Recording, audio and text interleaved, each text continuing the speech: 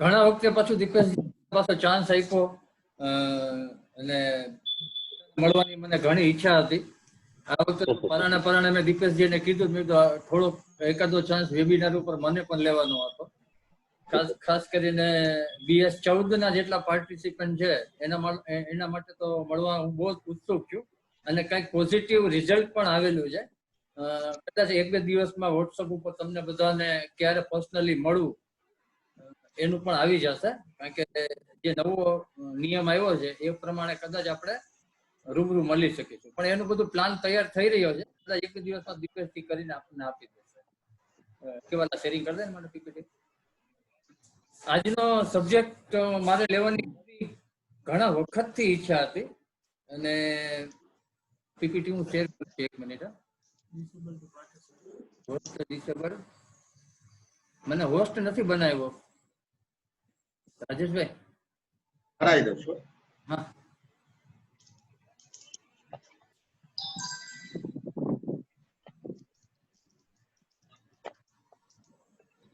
Yes વિનયજી.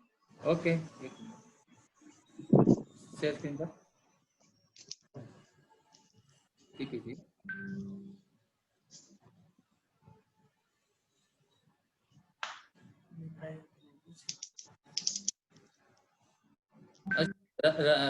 ઓલું કરી નાખ ને, ઓલો કોમ્પ્યુટર બી. હા, ઓલું છે ને અહીંયા મોર શેર નીચે હજી ઉપર આવ્યા. Okay, thank you. દેખાય છે વિનયજી? હાજી હાજી. ઓકે. જય ગુરુદેવ. હું મારું સેશન ચાલુ કરવા જઈ રહ્યો છું. પહેલા મને 2 વખત ચાન્સ દીપેશજી આપતો હતો, એનું ટૂંકમાં પાછું લઈ લો.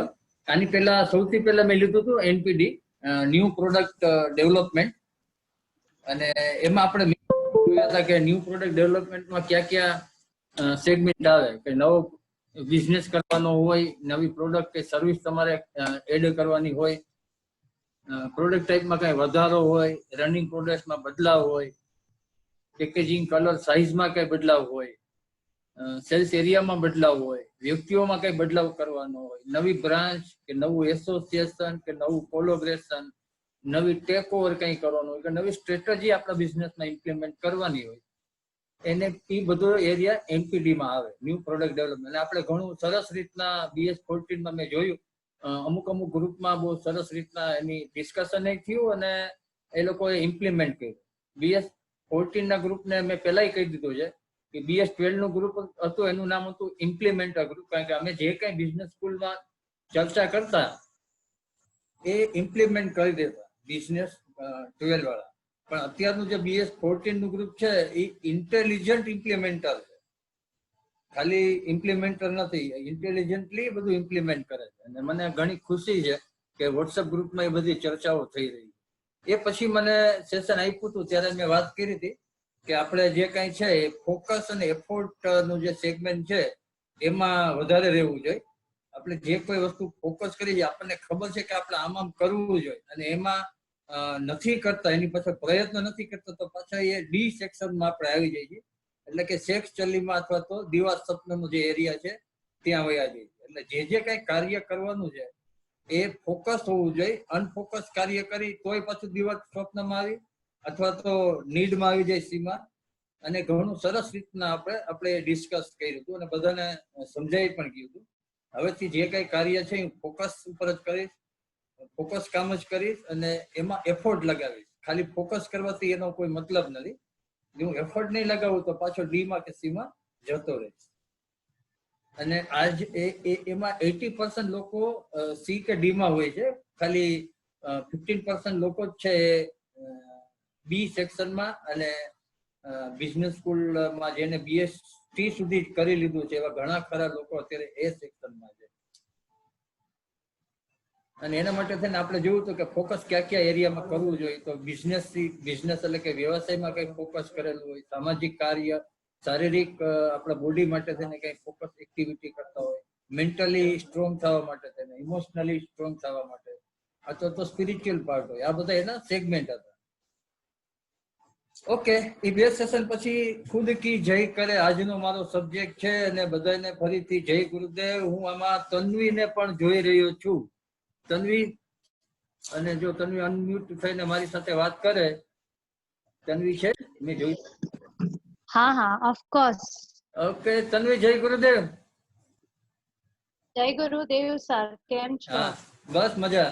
મેઇન તો આજે મેં જોઈ અને પેલા આખી ટ્રેનિંગ નું જે તે ઉપાડ્યું છે સેવા, તો મારે થોડુંક ઈ જાણ, તું અત્યારે શું કરી રહી છે?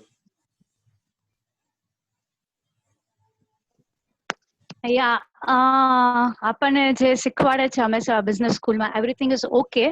સો હા. લોકડાઉનમાં આઈ સ્ટાર્ટેડ લાઈક અંશ કન્સલ્ટન્સી છે મુંબઈની કંપની, એના સાથે કોલેબોરેટ કર્યું.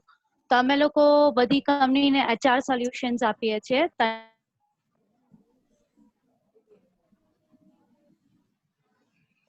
તારો અવાજ કપાય છે તન્વી.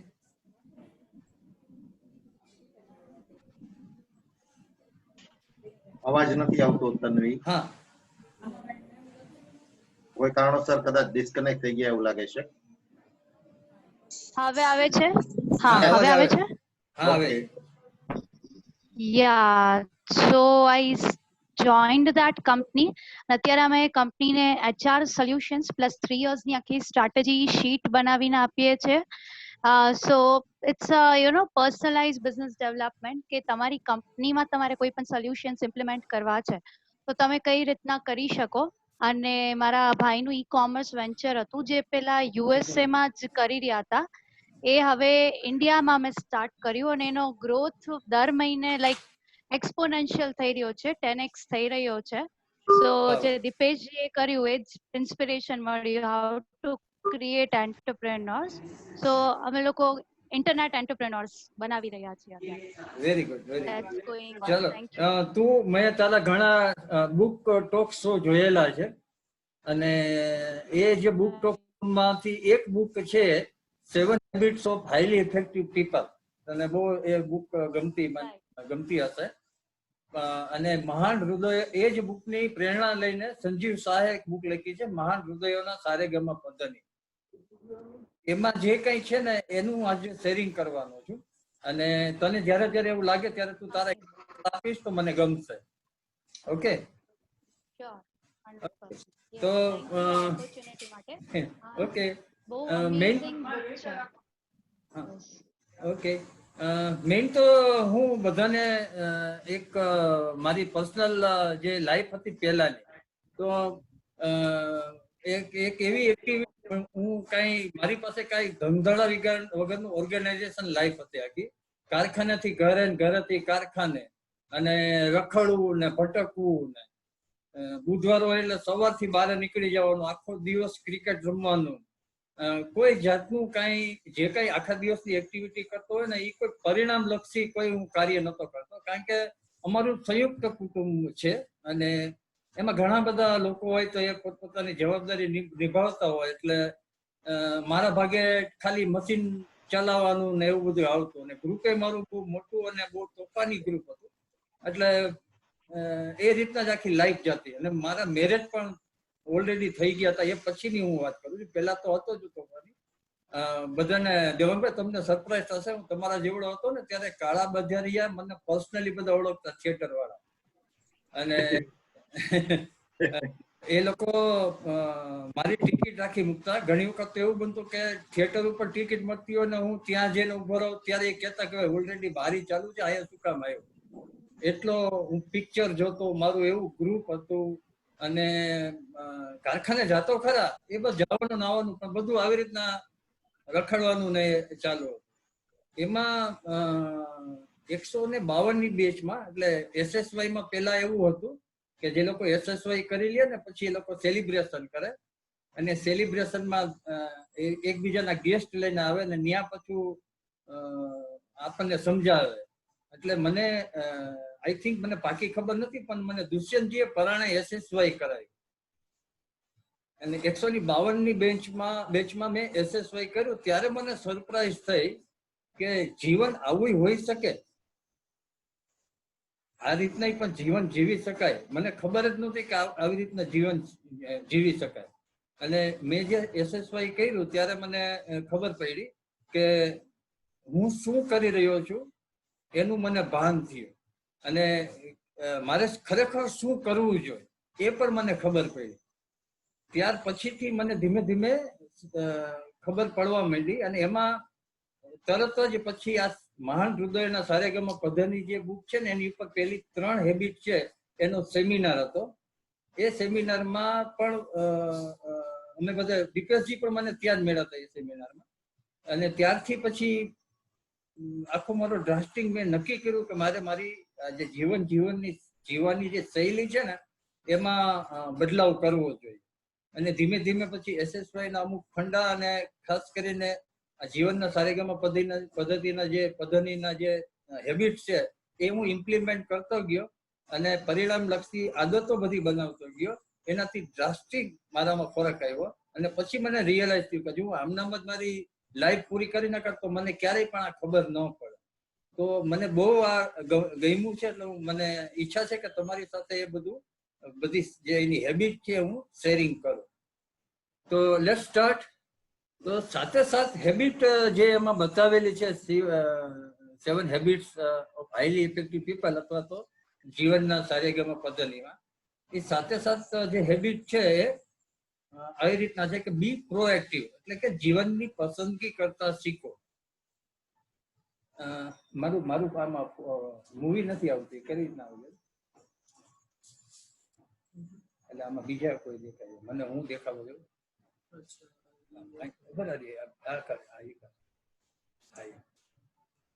ઉપર લઈ જાવ ઉપર. એક જ minute. Yes yes yes, thank you. Okay, પેલી હેબિટ છે બી પ્રોએક્ટિવ, જીવનની પસંદગી કરતા શીખો. રાજેશભાઈ, મારો અવાજ ક્લિયર સંભળાય છે ને? અવાજ ક્લિયર સંભળાય છે, પણ તમે હજુ ફાઇલ ઓપન નથી કરી. હા, કઈ ફાઇલ તમે અહીંયા સ્ક્રીન ઉપર કઈ ઓપન નથી કર્યું હજી. સ્ક્રીન શેરિંગમાં તમારો અવાજ પરફેક્ટ છે. અરે બાપરે, તો તમે હું બોલ્યો તો ખરા. હા, એટલે એ હજુ ઓપન નથી થઈ. ફરીથી કર, સ્ટોપ શેર કર, પાછી કર.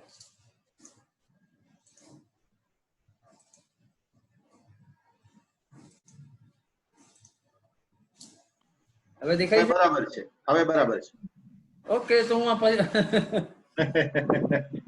ફરીથી નવા બિઝનેસમાં મેં આ બધી તમારી સાથે શેરિંગ કરી. રિયલી સોરી, મને એમ કે તમને બધાને પીપીટી દેખાતી હશે. આ બધા ઇલેક્ટ્રોનિક માધ્યમ આપણે હજી એટલા બધા, મને એમ કે તમારે વિડીયો બતાવવાનો છે એટલા માટે મેં કીધું. ના ના, હવે બરાબર છે. ઓકે, ફરીથી એનપીડી નું આવી રીતના મેં કીધું હતું, આ શેર મેં કર્યું હતું. પછી આ હું બોલી ગયો હમણાં, આ પાછું નહીં લઉં. હું બોલ્યો હતો કે મારે બી સેક્શનમાં રહેવું જોઈએ, ફોકસ અને એફોર્ટ વાળામાં. ઓકે, પછી 80% લોકો આમાં છે અને 15% લોકો આમાં છે, હું બોલ્યો હતો. અને આ બધા ઓબ્જેક્ટિવ્સ છે કે મારે પરિણામલક્ષી કાર્ય કરવા હોય તો મારે બિઝનેસના કાર્ય, સામાજિક કાર્ય, બોડી એટલે શારીરિક, માનસિક, ભાવનાત્મક અને સ્પિરિટ એક્ટિવિટી મારે ફોકસ કરવી છે. ઓકે, બરાબર છે ને રાજેશજી? બરાબર છે, પરફેક્ટ છે. ઓકે, પછી ખુદ, આજનો મારો સબ્જેક્ટ છે ખુદ કી જય કરે, હેબિટ્સ ફોર પર્સનલ વિક્ટરી. અને એ મેં લીધું છે મહાન હૃદયોના સારેગામા પદ્ધતિ બુક ઉપરથી. અને એ જે 7 હેબિટ્સ છે એ આવી રીતના છે, હવે દેખાય છે પરફેક્ટલી. બી પ્રોએક્ટિવ, એટલે કે જીવનની પસંદગી કરતા શીખો. Begin with and in mind, એટલે કે લક્ષ્યને દ્રષ્ટિ સમક્ષ રાખીને જીવો. પુટ ફર્સ્ટ થિંગ ફર્સ્ટ, એટલે કે જીવનની પ્રથમ અગ્રિમતાને પ્રથમ રાખો. થિંક વિન વિન, સૌના ફાયદા માટે મતતા રહો. Seek first to understand, then to be understood. પહેલા સમજ્યા પછી જ સમજાવવા મથો. સિનર્જાઇઝ, એટલે કે એકમાં એક ઉમેરીને અનંત સહસર્જનો કરો. અને શાર્પન દસો, એટલે સ્વયંની ધાર કાઢતા રહો. તો આ બુક અને SSY મેં જે કર્યું એનાથી મારા જીવનના દ્રષ્ટિકોણના, મારી માન્યતાઓમાં, મારા અભિગમમાં ઘણો બધો ફરક પડ્યો. અને થેન્ક્સ કે મને તમારા જેવા બિઝનેસ સ્કૂલના જે અત્યારે ખાસ કરીને બીએસટી કરી લીધેલા લોકો છે એનું જ્ઞાન મળતું જ રહે છે. તો આ આદત બનાવવાની છે. એમાંથી પહેલી 3 જે આદત છે એનું ડિસ્કશન આજે આપણે કરી રહ્યા છીએ. તો પહેલા વહેલા તો આપણે કોઈ જાતનું કઈ ટેન્શન લેતો નહીં, કે સાવ સીધું સીધું આ છે, કાંઈ અઘરું છે જ નહીં આમાં. પહેલા વહેલા આપણે સમજી લઈએ કે આદત કેને કહેવાય. તો અર્ધ જાગ્રત મન નિયમિત રીતે તમને તે કરવા પ્રેરણા આપે અને તમે તે કરો તેને આદત કહેવાય. માનો કે મને ભૂખ અમુક ટાઈમ થાય એટલે ભૂખ લાગે, અમુક ટાઈમ થાય એટલે સુવાનું થાય, આ બધી આદતો છે. એવી ઘણી બધી હેબિટ છે. જે લોકો વ્યસન કરતા હોય તેને અમુક ટાઈમે વ્યસન કરવું પડે, કારણ કે એ અર્ધ જાગ્રત મન એને કહેતું હોય નિયમિત કરવા. આખા દિવસની જેમ રૂટીન એક્ટિવિટી કરો છો એ તમારી બધી આદત છે અને તમને ઓટોમેટિક એ તમને પ્રેરણા આપતું હોય. તો આદત છે અર્ધ જાગ્રત મન નિયમિત રીતે તમને પ્રેરણા આપતું રહે એને આદત કહેવાય. પણ આ બને કેવી રીતના? તો જાગ્રત મનથી તમે નિયમિત રૂપે એ કાર્ય કરો અને પછી તે કાર્ય તમારા બિંગનેસમાં એટલે કે અર્ધજાગ્રત મનમાં આવી જાય, હોવાપણામાં આવી જાય, તો એ તમારી આદત બની જાય. જનરલી બધા કહે છે 21 દિવસ તમારે જે કઈ આદત બનાવી છે તમે નિયમિત રૂપે એ ટાઈમે 21 દિવસ કરો તો એ ધીમે ધીમે તમારી આદત બની જાય. માનો કે હું અત્યારે સવારના 8 વાગે કે 7 વાગે ઉઠતો અને મારે સવારે 5 વાગે ઉઠવાની આદત બનાવી છે, તો મારે જાગૃતતાથી નિયમિત રીતે અમુક દિવસો કે મહિના હું એ કન્ટિન્યુઅસ કર્યા રાખું, પછી મારા બિંગનેસમાં આવી જાય. હું બપોરે 2 વાગે જમતો અને મારે આદત બનાવી છે કે 12 વાગે જમવું. હું નિયમિત રીતે કરું તો પછી મને 12 વાગે ભૂખ લાગવાની છે. અત્યારે મને 12 વાગે ભૂખ નથી લાગતી, અત્યારે મારો ટાઈમ છે 2 વાગ્યાનો, તો મને 2 વાગે ઓટોમેટિક સંદેશો મળે. આપણે જે કઈક કાર શીખતા હોય, કોઈ પણ વ્હીકલ શીખી તો પહેલા જાગ્રત મનથી આપણે શીખી અને પછી ધીમે ધીમે એની આદત બની જાય એટલે પછી બિંગનેસમાં આવી જાય. પછી તમારું અર્ધ જાગ્રત મન છે એ ઓટોમેટિક ગિયર પાડતું હોય, બ્રેક દબાવતું હોય, એક્સિલેટર દબાવતું હોય, સ્ટીયરિંગ દબાવતું હોય. તમારું માઇન્ડ ક્યાંક જુદી રીતના હાલતું હોય, પણ ગાડી હાલી જતી હોય. તો એ તમારી હેબિટ છે, તમારી આદત બની ગઈ છે. આઈ થિંક આ તમને સમજાઈ ગયું હશે. તો આપણે આવી રીતના આ જે કઈ અત્યારે ફંડા શીખીશું ને એની આદત બનાવવાની. આપણે પ્રાણી જગત થી આપણે મનુષ્ય એક ટાઈપનું પ્રાણી છે અને પ્રાણી જગત થી આપણે જુદા એક જ રીતના પડીએ છીએ કે આપણામાં સ્વભાનતા છે. મનુષ્ય જો પ્રાણીમાં પોતાની રીતના સ્વભાનતા નથી. આપણામાં એક પરમ કૃપાળુ પરમાત્માએ એક વેલ્યુઝ આપેલી છે કે આપણે સ્વભાનતા આપણી પાસે છે. તો આ સ્વભાનતા અને એ સ્વભાનતા જે છે, તમારે કોઈ પણ ગ્રોથ જોતો હોય, તમારો બિઝનેસ ગ્રોથ જોતો હોય, તમારે ઇમોશનલ ગ્રોથ જોતો હોય, તમારું માઇન્ડ ગ્રોથ જોતો હોય, કોઈ પણ ગ્રોથ જોતો હોય તો ખાસ ખાસ ખાસ ખાસ આ સ્વભાનતા એ વિકસાવો એટલે ઓટોમેટિક એ ગ્રોથ તમને મળશે. અને એ પાછો કેવો હરણફાળ ગ્રોથ મળશે. તો પ્રાણીથી એક વધારેની વેલ્યુ જે મનુષ્યને આપેલી છે સ્વભાનતા, એ મારામાં પહેલા હતી જ નહીં. હું કઈ વિચારતો જ નહોતો. પછી મને એસએસવાય અને આ બુક ઉપરથી એસએસવાય એનએસવાય બીએસવાય ઉપરથી મારામાં સ્વભાનતા વિકસી અને કલ્પનામાં ન કરો બધી રીતના અત્યારે મારા બધા સાથે રિલેશન પણ બહુ સારા છે. મારો બિઝનેસ વેલ ડુઈંગ થઈ રહ્યો છે. મારા જે કાંઈ સેલ્ફ અવેરનેસમાં મારી બોડીની જે કાંઈ પહેલા તકલીફ હતી અત્યારે બિલકુલ નથી. તો આ બધું મારા સ્વભાનતાના હિસાબે થઈ રહ્યું છે. હવે આ સ્વભાનતા કહેવાય કે ને, તો એને ઇંગ્લિશમાં કહેવાય સેલ્ફ અવેરનેસ. ફરીથી ઇંગ્લિશમાં ખાલી સ્વભાનતા is equal to self awareness. એનું જે ગુજરાતી વ્યાખ્યા આપણે કર્યું તો આને કહેવાય કેવી રીતના? તો આ જે કઈ વરદાન આપ્યું છે, હું મને ને મને સ્વભાનતા એટલે શું? હું મને ને મને મારા મનોચક્ષુ દ્વારા હું જોઈ શકું છું. તમે અત્યારે જે ક્યાંય બેઠા છો, અત્યારે તમે મને સાંભળી રહ્યા છો, મોબાઈલ ઉપર કે કોમ્પ્યુટર ઉપર તમે જ્યાં હો ત્યાં તમે મને જોઈ રહ્યા છો ને મને સાંભળી રહ્યા છો. પણ 1 મિનિટ, 2 કે 5 સેકન્ડ તમે આંખ બંધ કરો અને તમને જુઓ તો તમને દેખાશે કે હું અત્યારે શું વિચારી રહ્યો છું. તો હું મારા વિચારો, અત્યારે મારો કયો મૂડ ચાલી રહ્યો છે, અત્યારે હું કઈ લાગણી અનુભવી રહ્યો છું, એ બધું હું જોઈ શકું છું મારા મનોચક્ષુ દ્વારા. ઓકે, તો એક 2-5 મિનિટ 2-5 સેકન્ડ ખાલી તમે તમારી રીતના એવેલ્યુએશન કરો તો તમને જોઈ શકશો.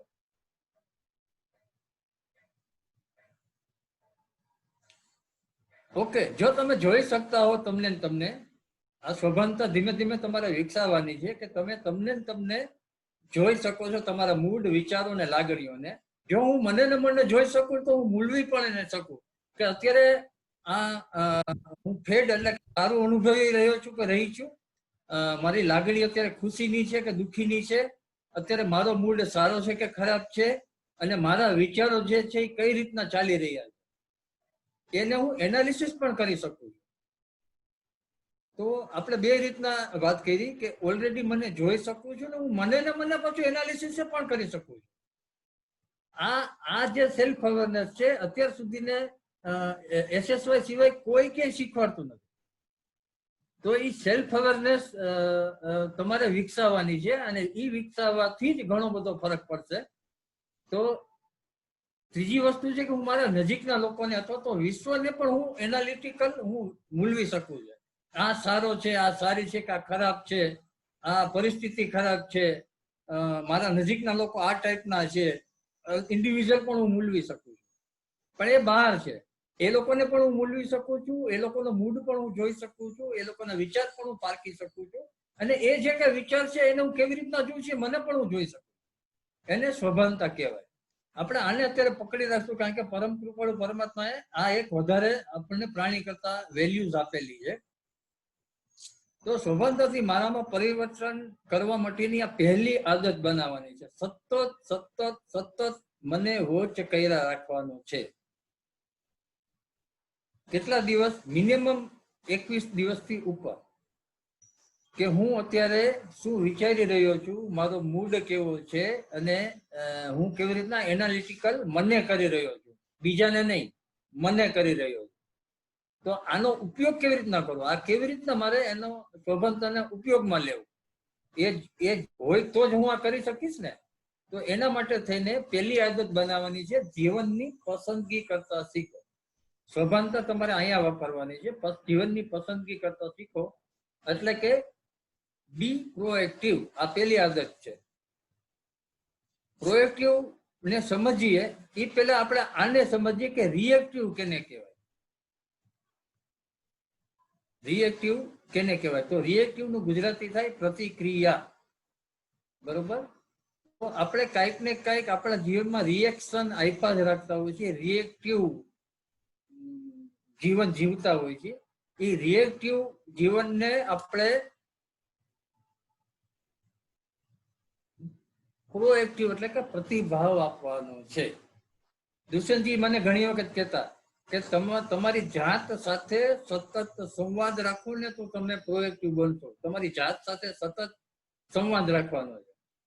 તો બે નવા શબ્દ એવા પહેલા આપણે સમજ્યા કે સેલ્ફ અવેરનેસ અથવા તો સ્વભાનતા એટલે શું. હવે એને સ્વભાનતા વાપરવાની ક્યાં?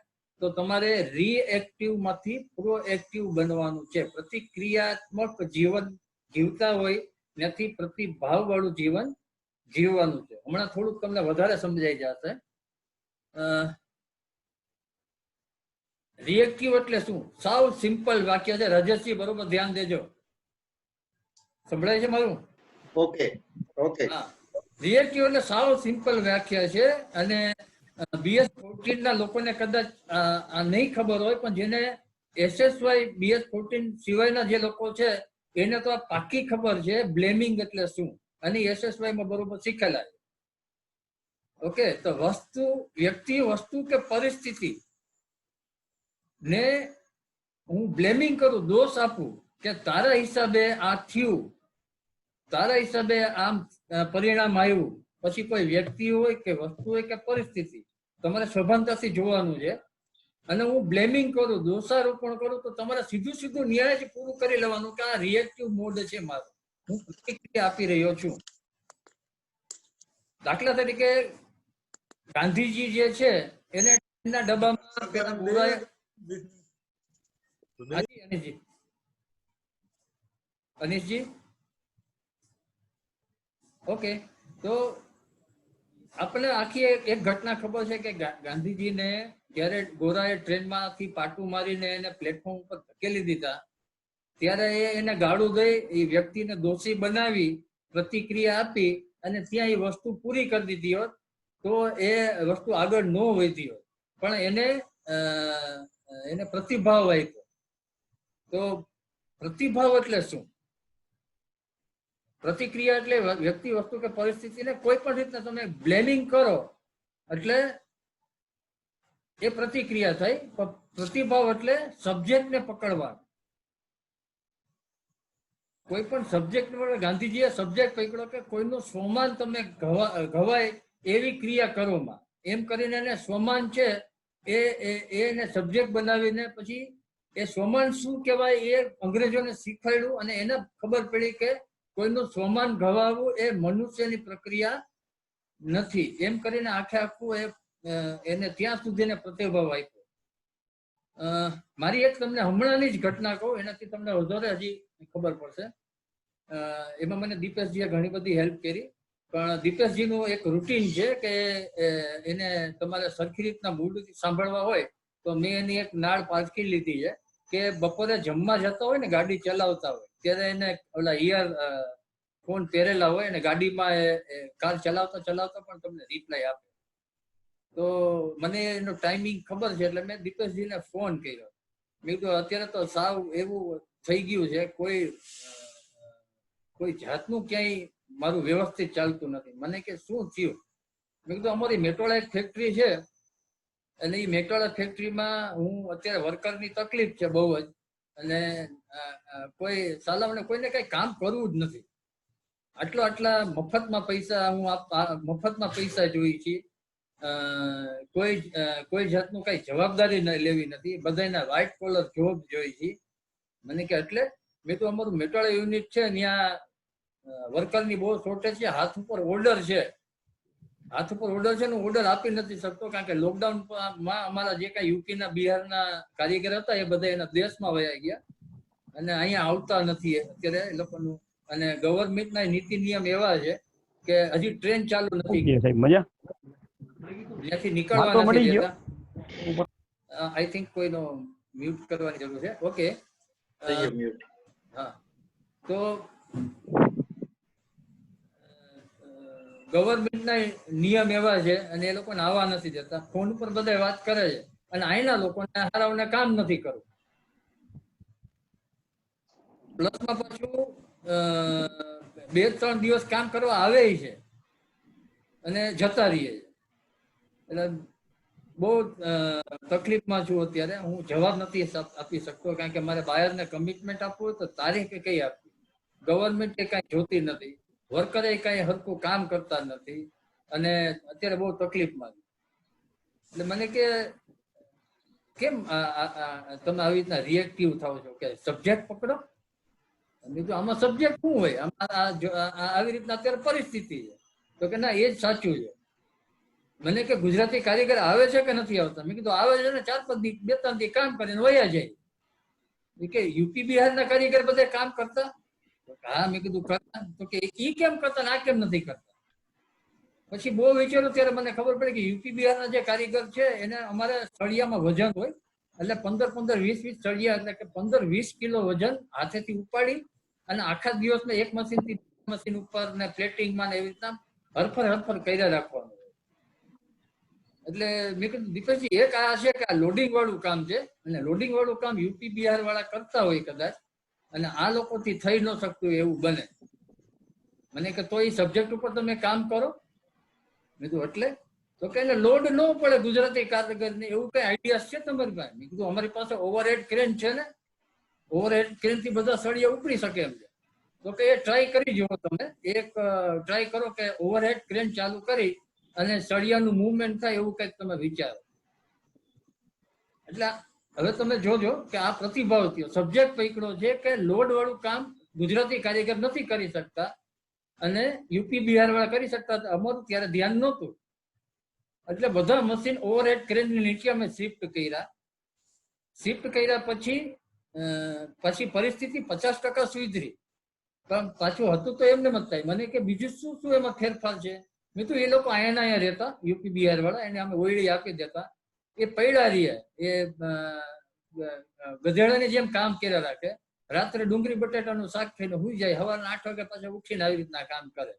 અને વાતાવરણ બધું મચ્છર હોય તો એને વાંધો ન આવે, અંધારું હોય તો વાંધો ન આવે, ગરમી થતી હોય તો કઈ વાંધો ન આવે. મને કે ગુજરાતી કારીગરને આ બધું સહન કરી શકે? મેં તો ન કરી શકે. તો કે એ બધું પાછું કરો. એટલે પાછો એક બીજો સબ્જેક્ટ મળ્યો કે આખા કારખાનાનું જે વાતાવરણ ઓઇલ વાળું ને મચ્છર વાળું ને હવા ઉજાસ વગરનું હતું, એ અમે ધીમે ધીમે હવે કરી રહ્યા છીએ કે જેનાથી ગુજરાતી વર્કર ને જે જોઈ છે એ પ્રમાણે કામ કરી શકે. હવે આખું તમે જુઓ કે પહેલા હું પ્રતિક્રિયા આપતો હતો, ખાલી વર્કરને બ્લેમિંગ કરી, ગવર્મેન્ટ એટલે કે પરિસ્થિતિને બ્લેમિંગ કરી અને હું પ્રતિક્રિયા આપતો હતો, કોઈ જાતનું સોલ્યુશન ઉપર નહોતો આવતો.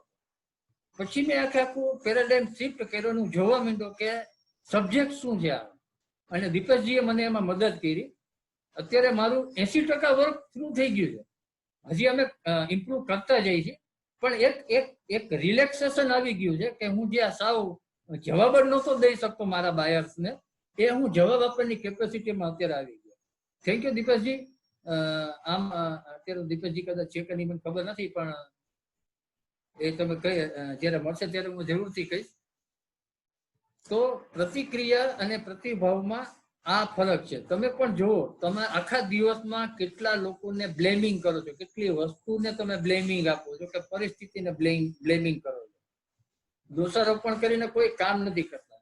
તો આને રિએક્ટિવ મોડ કહીએ. એનાથી કોઈ રિઝલ્ટ નથી આવવાનું. પ્રતિભાવ આપો તો જ રિઝલ્ટ આપવાનું છે ને તો જ ગ્રોથ મળવાનો. તો તમારે સબ્જેક્ટ ગોતવો પડે. આઈ થિંક રાજેશજી મેં બરોબર સમજાવ્યું હશે?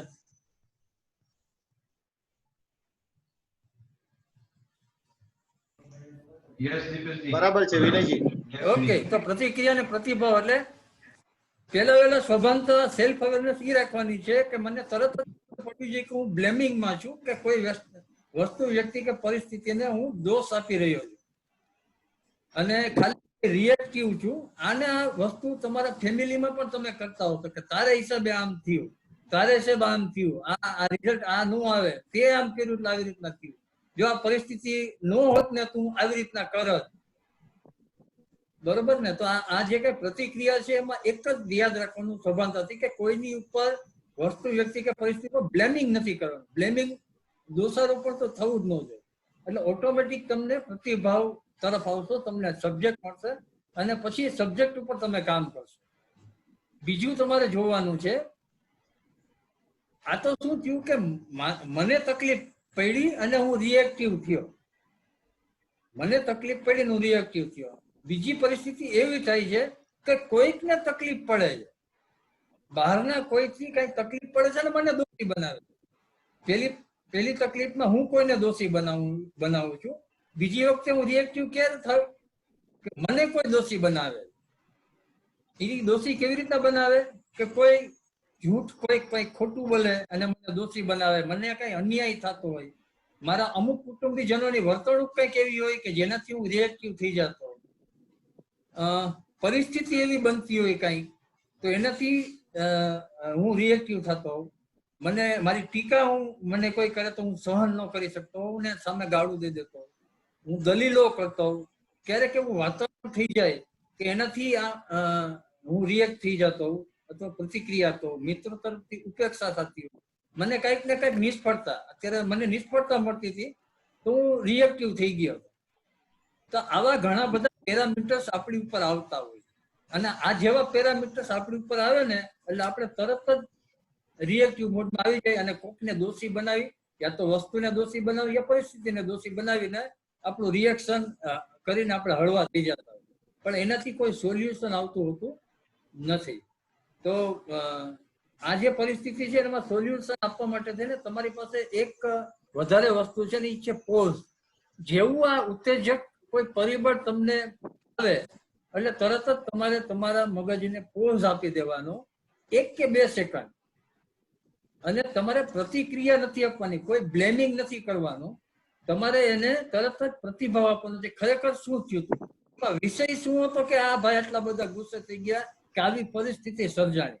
ભલે તમે એમાં વાંક ગુનામાં હો, પણ તમારે એ લેવાનું નથી, એમાંથી એ સબ્જેક્ટ લઈને એને પાછો પ્રતિભાવ આપવાનો. બરોબર? તો આ જે આખું છે એ બે તરફથી, હું કોઈને રિએક્શન નથી આપતો ને મને કોઈ રિએક્ટિવ ઉત્તેજક પરિબળમાં નાખે તો હું પણ રિએક્શન સામે નથી આવતો. બે બાબત તમારે સેલ્ફ અવેરનેસ રાખવાની છે. આઈ થિંક તન્વી તું આમાં કઈ ઇનપુટ આપી શકીશ? તન્વી? યસ. આ બુક છે ને, like it's a very thick book, અને જે સંજીવ શાહના વાઇફ છે ને, લાઈક એ અમારા ઘરમાં જયારે અમે બિલ્ડિંગમાં રહેતા, આ બુક પબ્લિશ થઈ અરે અમારા ઘરના ઉપર 4th ફ્લોર પર રહેતા ને, એમને આ બુક અમને ગિફ્ટમાં આપેલી. અને મારા ત્યારે પડી હતી ને ત્યારે મેં વાંચેલી, પહેલી વાર 7th 8th માં વાંચી, તો ત્યારે થોડું ઘણું સમજાણું. પછી 10th સ્ટાન્ડર્ડમાં મને ખબર પડી જયારે કે આ બુક ઉપર એક સેશન થવાનું છે, ત્યારે અમુક બહુ સારા કોટ્સ છે. ફર્સ્ટ હેબિટ ઉપર એલિનોર રૂઝવેલ્ટ નું છે, તમારી પરવાનગી વિના કોઈ તમને દુઃખ પહોંચાડી શકતું નથી. Nobody can hurt us without our permission. તો આપણા ખરાબ દિવસ માટે એકચ્યુઅલી આપણે કોઈને બ્લેમ ના કરી શકીએ. દેન મહાત્મા ગાંધીજીએ કહ્યું છે, જો તમે તેમને આપવા ના ઈચ્છો તો તેઓ તમારું આત્મગૌરવ તમારા પાસેથી છીનવી નહીં શકે. સો વી ફીલ કે આને મારું ઇન્સલ્ટ કર્યું, આને આમ કર્યું. જો ગાંધીજીને જે બધા મહાન લોકો છે આવું વિચારતા હોત આપણા જેવું, તો દુનિયા આજે આપણે આટલું ઇઝીલી અહીંયા કમ્ફર્ટ લેવલ ઉપર બેઠા ના હોત. Plus then there's one another interesting thing from the book. જ્યાં સુધી વ્યક્તિ ઊંડાણપૂર્વક અને પ્રામાણિકતાથી એવું કહી ના શકે કે આજે હું જે કાંઈ પણ છું તે મારી ગઈકાલે કરેલી પસંદગીઓના કારણે જ છું, ત્યાં સુધી તે એવું કહી નથી શકતી કે હું હવે મારી જિંદગી જુદી રીતે પસંદ કરીશ. So we have that power of choice in ourselves. અને પસંદગી ઉપર આમાં એક બહુ જ સારી પોએટ્રી છે કે આજે હું વલસાડી.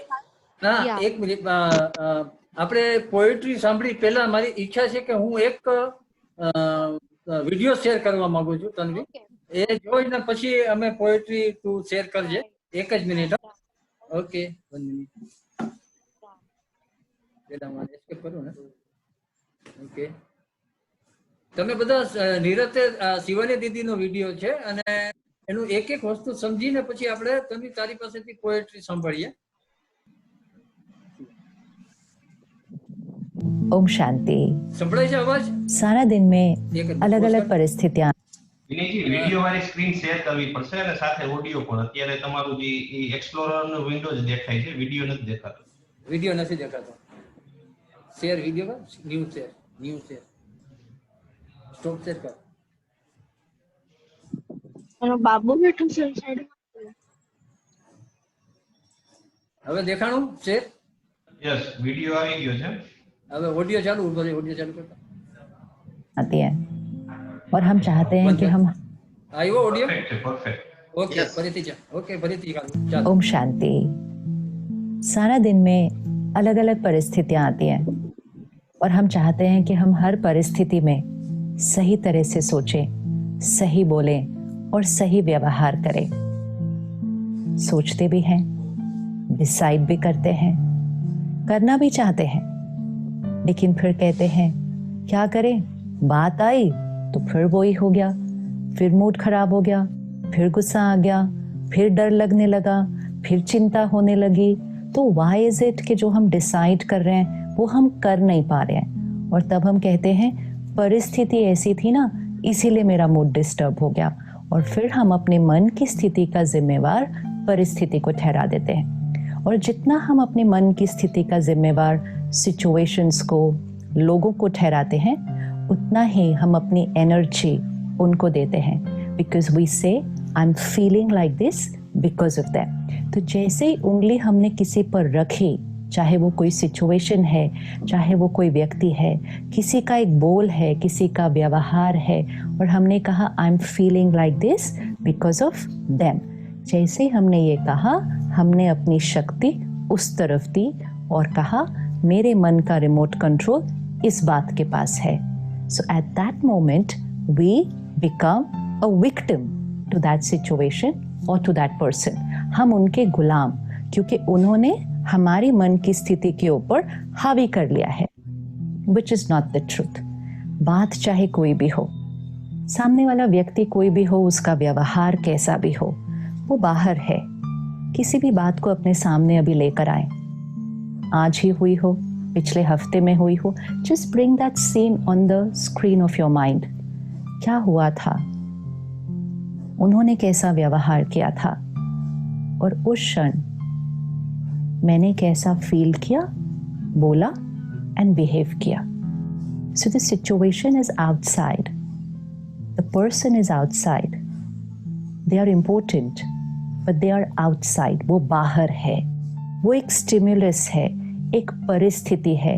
परिस्थिति मतलब पर स्थिति, किसी और की स्थिति। वो अपना काम कर रहे हैं, अपना रोल प्ले कर रहे हैं। वो जब ऐसा करते हैं, हम कैसा सोचते हैं, कैसा फील करते हैं, फिर क्या हम बोलते हैं, कैसे रिस्पॉन्ड करते हैं, ये complete process, how I think, how I speak, how I behave, this is my choice. वो वहाँ खड़े होकर कुछ भी बोल सकते हैं, झूठ बोल सकते हैं, आपकी निंदा कर सकते हैं, आप पर जोर जोर से चिल्ला सकते हैं, वो उतना ही कर सकते हैं। वो यहाँ नहीं घुस सकते। People can cheat us, betray us, lie to us, criticize us, but they can do everything outside. But they cannot enter here. वो यहाँ नहीं घुस सकते हैं। तो हम ये कह सकते हैं, उन्होंने मुझे धोखा दिया, उन्होंने मुझसे झूठ बोला, उन्होंने मुझे डांटा, उन्होंने मुझे एक्सप्लॉइट किया, उन्होंने मुझे फाइनेंशियली एक्सप्लॉइट किया, किसी ने मुझे फिजिकली भी मारा, किसी ने हो सकता है मुझे फिजिकली भी अब्यूज किया, लेकिन इमोशनली मुझे कोई कुछ नहीं कर सकता।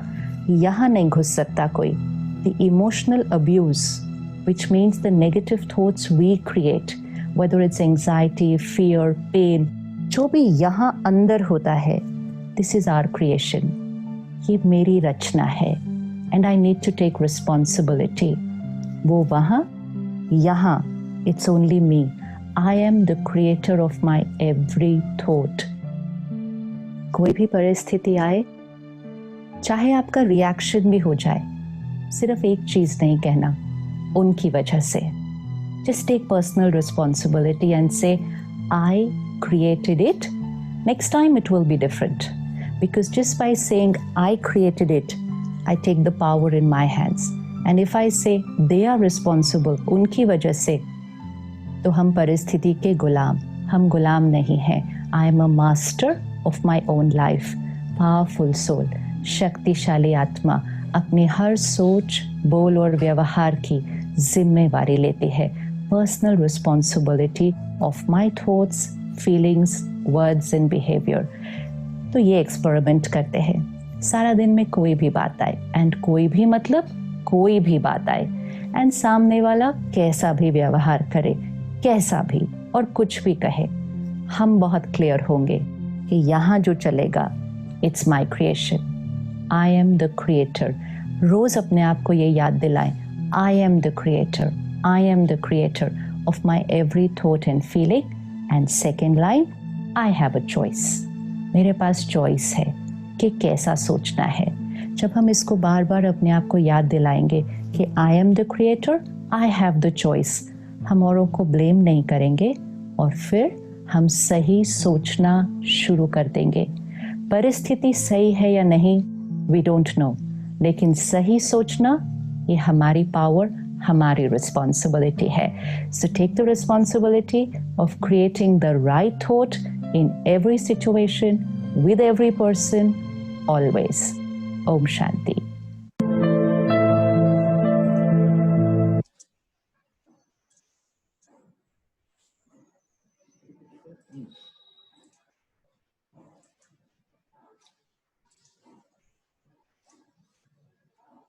રાજેશજી પીપીટી દેખાય છે ને પાછી? હા દેખાય છે. ઓકે. હા તન્વી, આપણે જોયું ને શિવાની દીદીએ એમ કીધું કે આપણી પાસે ચોઈસ છે, બહારથી ગમે તેવું ઉત્તેજક પરિબળ આવે, આપણે આપણે જે જીવન પસંદગી કરવાની છે એ પ્રતિભાવ આપવાનો છે, કોઈને બ્લેમિંગ કરવાનું નથી. તું જે કવિતા શેર કરવા માંગે છે તું કર, પછી આપણે આગળ વધીએ. Yes, it's a beautiful poem in the book. આજે હું વરસાદી વાતાવરણ હોવાની ફરિયાદ કરી શકું છું કે Okay. ઘાસ અને વૃક્ષોને મફત પાણી મળતું હોવાથી ખુશી અનુભવી શકું છું. આજે હું મારી પાસે પૂરતું ધન નથી તેવો બબડાટ કરી શકું છું કે મારી પાસેના ધનને શાણપૂર્વક ખર્ચ કરવાનું આયોજન માણી શકું છું.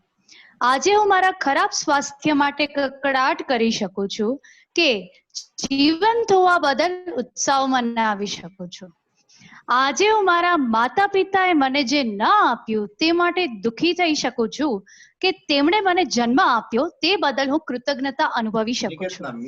આજે હું મારે કામ કરવા જવું પડે છે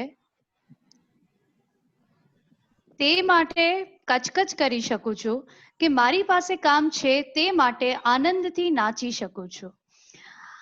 આજે હું મને મિત્રો નથી તે માટે આત્મદયા અનુભવ કરી શકું છું કે નવા મિત્રો અને સંબંધોની શોધમાં નીકળવાનો રોમાંચ અનુભવી શકું છું.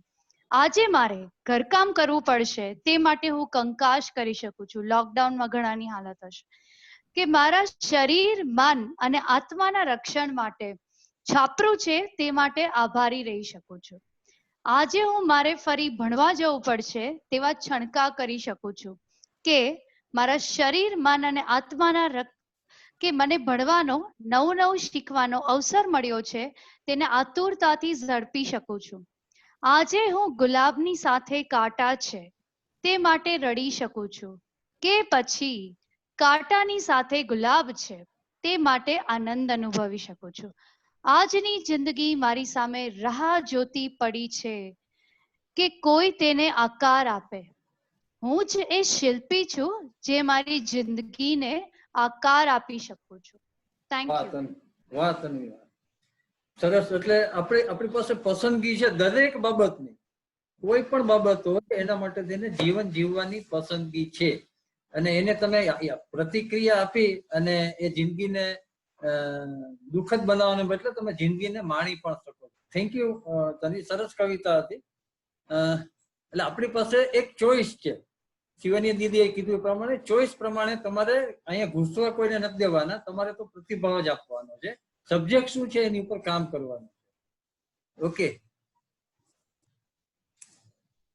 ઓકે. હવે બે બાબત આપણે વાત થઈ કે પહેલા તો મારે કોઈને બ્લેમિંગ નથી કરવાનું, મારે કોઈની ઉપર હાવી નથી થઈ જવાનું, એ બધી વાત થઈ ગઈ. એવી રીતના કોઈ પણ તમારી ઉપર ઉત્તેજક પરિબળ આવે ત્યારે તમારે પસંદગી કરવાની છે કે આ મારે લાઈફનો પાર્ટ નથી બનાવવો, મારી લાઈફનો પાર્ટ પ્રતિભાવાત્મક બનાવવાનો છે, આનંદ વાળો બનાવવાનો છે. અને પરમ કૃપાળુ પરમાત્માએ સ્વભાનતા આપેલી છે કે હું એ ચોઈસ કરી શકું. તો પછી સારી બાબત શું કામ ને ચોઈસ ન કરો? રિએક્ટિવ થઈને જિંદગી દુઃખદ શું કામ બનાવી દો? ઓકે. બીજી આ એક બાબત થઈ. બીજી એક બાબત છે કે તમને ખબર નહીં હોય, મને પણ એટલી બધી ખબર નથી, પણ દીપેશજી અને એનું ગ્રુપ, એટલે એ ઘણી વખત ઇમ્પિરિયલ પેલી હોટલ છે ને એની બાજુમાં બ્લીસ કરીને હોટલ છે, એટલે મને મેસેજ આવતો હોય છે કે ચાલો કોફી પીવા જઈએ. એટલે એનું જે કઈ ગ્રુપ છે એ ગ્રુપ કોફી પીવા માટે થઈને ભેગું થતું હોય. એમાં હમણાં જ ગયા મહિને મેં ચાન્સ લીધો, મેં કીધું મારે આવવું છે કોફી પીવા. એટલે ત્યાં તો બધા આપણા જે કઈ રાજેશજી ને અનિશજી ને શ્રીપાલ ને બધા દેવાંગ ને ઘણા બધા એના મિત્રો બધા બેઠા હોય ને ખાસ કરીને દેવાંગનું ઇન્ટેલેક્ચ્યુઅલ એટલે કે એની જે પ્રશ્ન પૂછવાની કળા છે ને બહુ સોલિડ છે, અને આપણા મનનો પ્રશ્ન એ પૂછતો. તો એવી બધી ત્યાં ચર્ચા થતી હતી. હું અડધો કલાક લેટ પૂછ્યો અને કોઈ ચર્ચા ચાલી રહી હતી. ત્યારે મેં દીપેશજીને કીધું, મેં કીધું આપણે આખું જે બિઝનેસમાં ઓર્ગેનાઇઝેશન સ્ટ્રક્ચર હોય છે જેને હાયરાર્કી કહીએ, એવી રીતના આપણા લાઈફમાં પણ યા તો હું કોઈનો ઉપરી છું, એટલે કે કોઈનો હસબન્ડ છું, કોઈનો પિતાજી છું, કોઈનો હું કાકો છું, કોઈનો હું મામો છું, ફેમિલીમાં પણ હું કોઈનો ઉપરી છું. એમ મારી ઉપર કોઈ ઉપરી છે કે મારે માતા પિતા છે, મારા કાકા છે, ફેમિલીમાં ઘણા બધા રિલેશન એવા છે કે મારી ઉપર છે, જેને આપણે વડીલો કહીએ, અને મારી નીચે પણ ઘણા બધા લોકો છે. તો બિઝનેસ ઓર્ગેનાઇઝેશનમાં જેમ સ્ટ્રક્ચર બને છે એમ આપણી લાઈફમાં પણ આપણું એક સ્ટ્રક્ચર બનતું હોય છે, જેને આપણે વંશવેલો કહીએ અથવા તો હાયરાર્કી કહીએ. અને એના પણ પાછા 3 પાર્ટ પડતા હોય છે. દાખલા તરીકે બિઝનેસમાં 3 પાર્ટ પડે છે. બોટમ મેનેજમેન્ટ હોય કે જ્યાં બધા વર્કર ને બધા આવતા હોય, એમ્પ્લોઈઝ બધા જે કામ કરતા હોય આવતા હોય. મિડલ મેનેજમેન્ટમાં સુપરવાઇઝર ને ક્યુસી પર્સન ને બધા આવતા હોય, અને ટોપ મેનેજમેન્ટમાં બધા નિર્ણય લેવા વાળા હોય, ઓનર હોય કે પાર્ટનર્સ હોય કે એ બધા હોય. તો આ જે લોકો હોય તો એમાં પ્રોએક્ટિવ કેવી રીતના બનવું, પ્રોએક્ટિવ બનવા માટે છે ને આ જે મેનેજમેન્ટ છે એમાં કેવી રીતના, જે હાયરાર્કી છે એમાં કેવી રીતના થવું. કારણ કે મારી જે કઈ ઉત્તેજક પરિબળો જે મારી માથે આવે છે એ બધા વડીલ તરફથી આવે છે, ઉપરના લેવલથી આવે છે, અને મારે નીચેના લેવલ પાસે પણ કામ કરાવવાનું હોય છે, બંને બાજુ, ફેમિલીમાં અને બિઝનેસમાં. તો આનું કઈ તોડ ખરો? મને કે સાવ સીધું છે.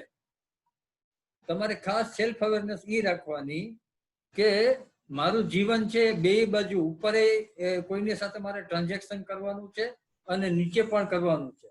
તો ઉપરવાળા માટે થઈને તમારે જે કઈ ટ્રાન્ઝેક્શન કરવાનું છે એમાં તમારે ખાલી હૃદયથી વાલા થવાનું. મતલબ વડીલમાં હો કે તમારા પાર્ટનર કે બોસ હોય તો એને શું જોઈ છે, એ કેવી રીતના કામ કરવું તો એ નિશ્ચિંત થઈ જાય. તો તમારે હૃદયથી, હાવ એટલે કે કેવી રીતના હું એને એપ્રોચ કરું કે નિશ્ચિત થઈ જાય, હું એનો વાલો બનું.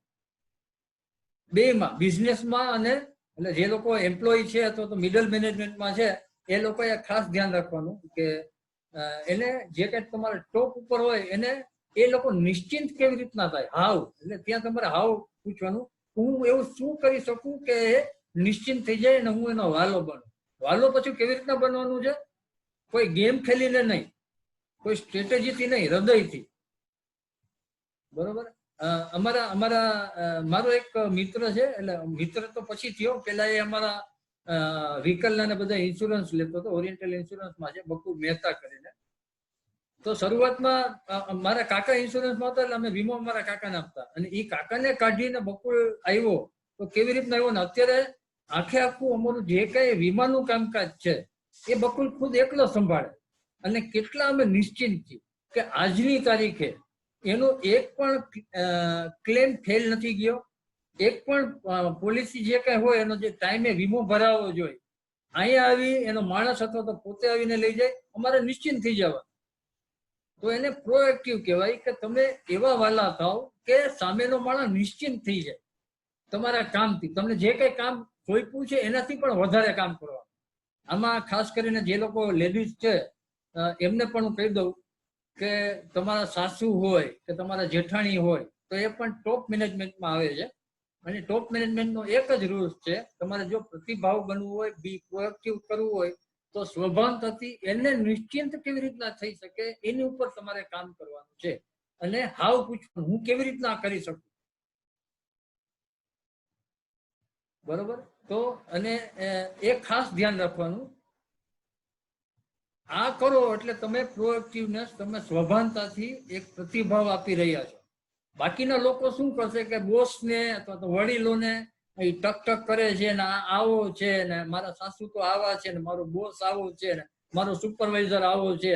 તો આ બધું શું થયું? આ બ્લેમિંગની ભાષા છે, આ દોષારોપણની રીત છે. એમ કરીને તમારો ગ્રોથ નથી થતો. તમારો ગ્રોથ તો તમે પ્રતિભાવ આપો, તમે એને વાલા થાવ ને તો જ છે. બીજી રીત આ છે કે તમારે મેટરફોર એટલે કે આ રીતે તમારે ટોપ મેનેજમેન્ટને વાલા થવાનું છે.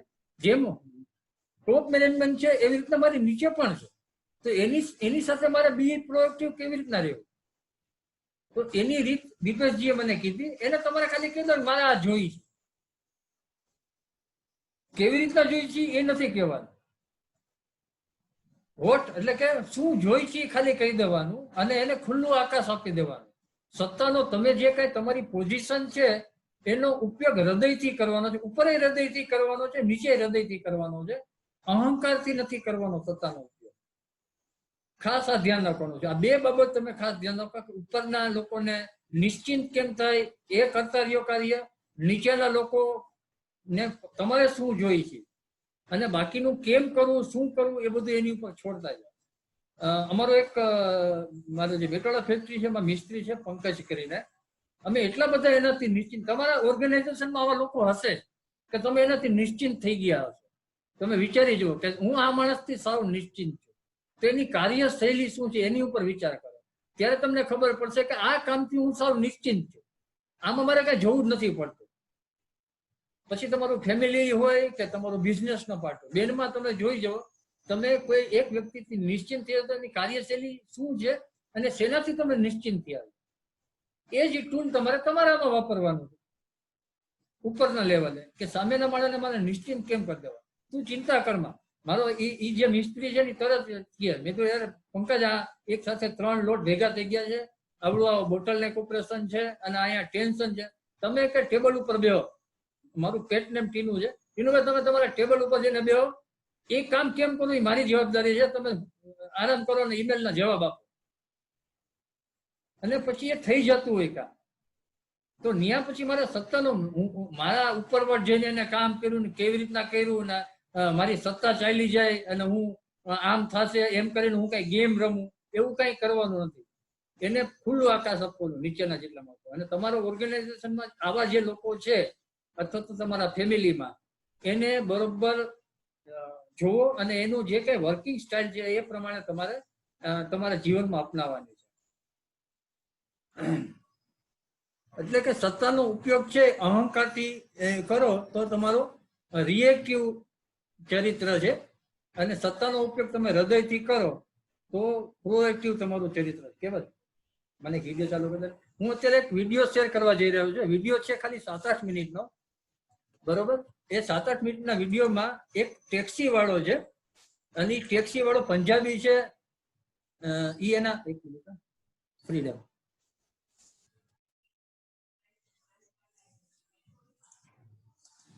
ક્યાં છે જરા આગળ કર,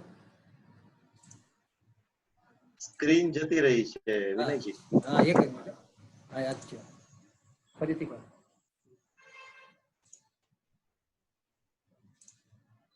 એક મિનિટ, એટલે આ જે વિડીયો આવે ને હું તમારી સાથે વાત કરી દઉં ત્યાં સુધીમાં, સ્ક્રીન આવે ત્યાં સુધીમાં. સ્ક્રીન આવી? હલો રાજેશજી, સ્ક્રીન દેખાડી? હા આવી ગઈ. હવે ઓકે, આ જે ક્લિપ છે ને એમાં એક ટેક્સી વાળો છે સરદારજી, એ એના ફેમિલીમાં વાત કરી રહ્યો છે એની સાથે કે ભાઈ દીકરીને ભણવાની હવે કાંઈ જરૂર નથી, મારે આવતા વર્ષે તો એના લગ્ન કરી દેવા છે. ત્યાંથી આ ક્લિપ ચાલુ થાય છે અને 2 પેસેન્જર છે લેડી, એ 2 ટેક્સી શેરિંગ કરેલી છે અને એનું ડિસ્કશન થાય છે. અને આ ક્લિપમાં તમારે એ જોવાનું છે જે લોકો સત્તા જેની પાસે છે એ પહેલા કેવી રીતના એ સત્તાનો ઉપયોગ કરે છે અને પછી એ હૃદયથી કેવી રીતના ઉપયોગ કરે છે, અને એવી રીતના નીચેના જે લોકો છે એ કેવી રીતના પ્રતિભાવ આપે, એ બંને બાબત તમારે જોવાની છે. ક્લિપ 7 થી 8 મિનિટની છે, બહુ સરસ ક્લિપ છે અને એનાથી તમને ઘણો બધો સમજવામાં ફરક પડશે. ਇਹ ਗੱਲ ਕਿਉਂ ਨਹੀਂ ਸਮਝ ਆਉਂਦੀ ਸਾਡੀ ਕੁੜੀ ਨੂੰ ਇਸ ਵੇਲੇ ਪੜ੍ਹਾਈ ਦੀ ਲੋੜ। હા સંભળાય છે ને બરોબર રાજેશજી? આ બરાબર આવે છે. परफेक्ट ઓકે ઓકે, मेरी गल ध्यान नाल सुन लिया तू और उसका पक्ष लेना छड़ दे, समझा दे कुड़ी नूं।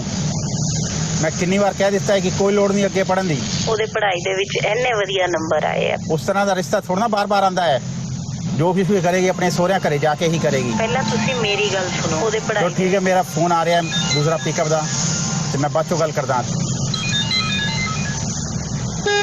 हेलो, हाँ जी भैया, किधर हैं आप? हाँ जी मैडम, मैं अभी थोड़ी देर में पहुंच रहा हूँ जी, 5-7 मिनट पहुंच जाऊँगा जी आपके पास।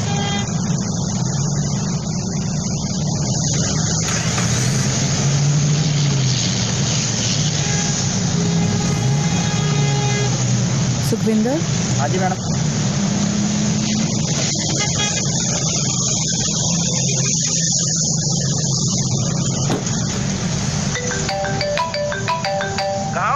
अभी कैब में बैठी हूँ।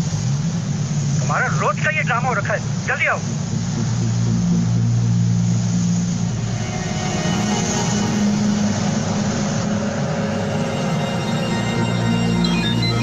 मैडम एक दूसरा पिकअप भी है, आपने शेयरिंग में कैब बुक करवाई थी? हाँ जी, शेयरिंग में।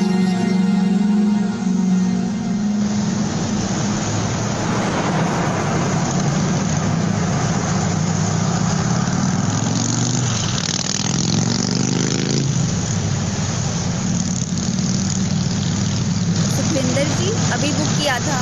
हाँ जी।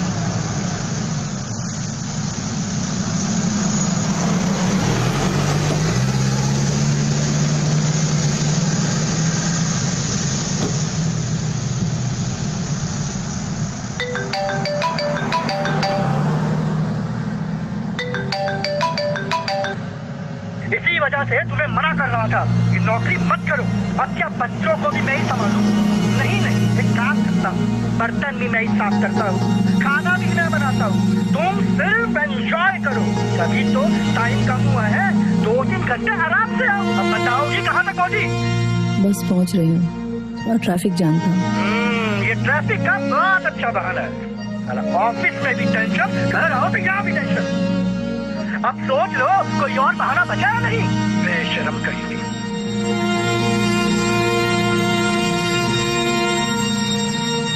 Is everything fine?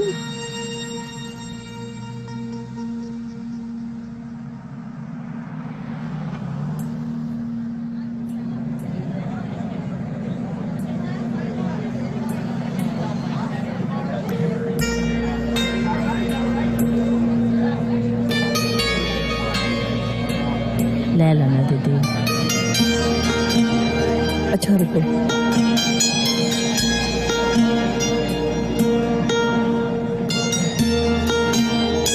कितने पैसे? 20 रुपए का एक है दीदी।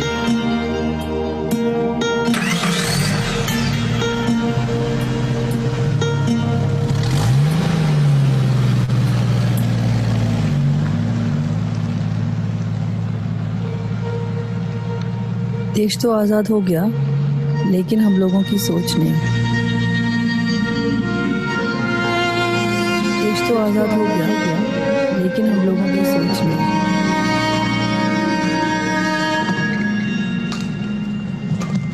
यही तो वजह है ये लोग तरक्की नहीं कर रहे हैं। इनको कपड़े पहनने का लिहाज ही नहीं है। देखिए, बिना हिजाब के सरेआम जिस्म की नुमाइश कर रहे हैं।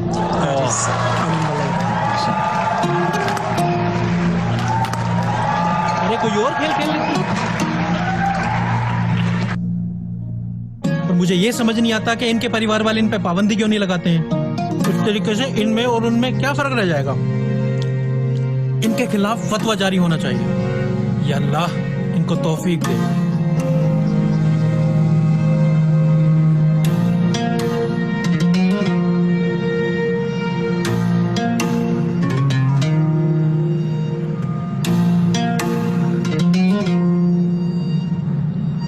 बस भैया यही रोक दीजिए।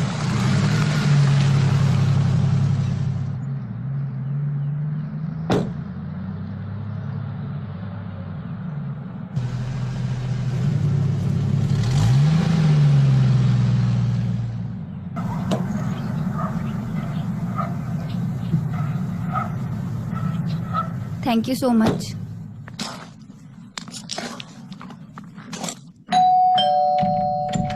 ये कोई टाइम है यहाँ पर आने का? मतलब किसी भी टाइम पे कुछ भी हो जाएगा। तुम्हारा टाइम टेबल रखना कुछ है नहीं। तुम्हारी मस्ती के चक्कर में ये सारा घर खराब हुआ है। सुन रही हो क्या कह रहा हूँ मैं? कभी भी घर पे आओ, कभी भी घर पे जाओ, कभी भी मर्जी मर्जी करो। नौकरी ना हो गई, इन्होंने तो महारानी बन गई है। करेगा कौन है? क्या करती है किसी को नहीं पता। मैं ही जाऊँ, बर्तन भांडे भी मैं ही दूँ, अरे सब कुछ मैं ही कर देता हूँ। तुम ऐसा करो, आराम से आए करो, कोई जरूरत नहीं है। नौकरी तुम भी करती नहीं हो, मैं भी करता हूँ। मना करता रहता हूँ, जॉब मत करो। ये टाइम पे लगी रहोगी 24 घंटे, लेकिन जॉब कर रहे, टाइम पास कर रहे, घूम रहे, कुछ सुन रही हो? जो अभी तक अपनी मस्ती में ही हो, यही आवाज कान तक पहुंच रही है कि नहीं? बड़ी आई।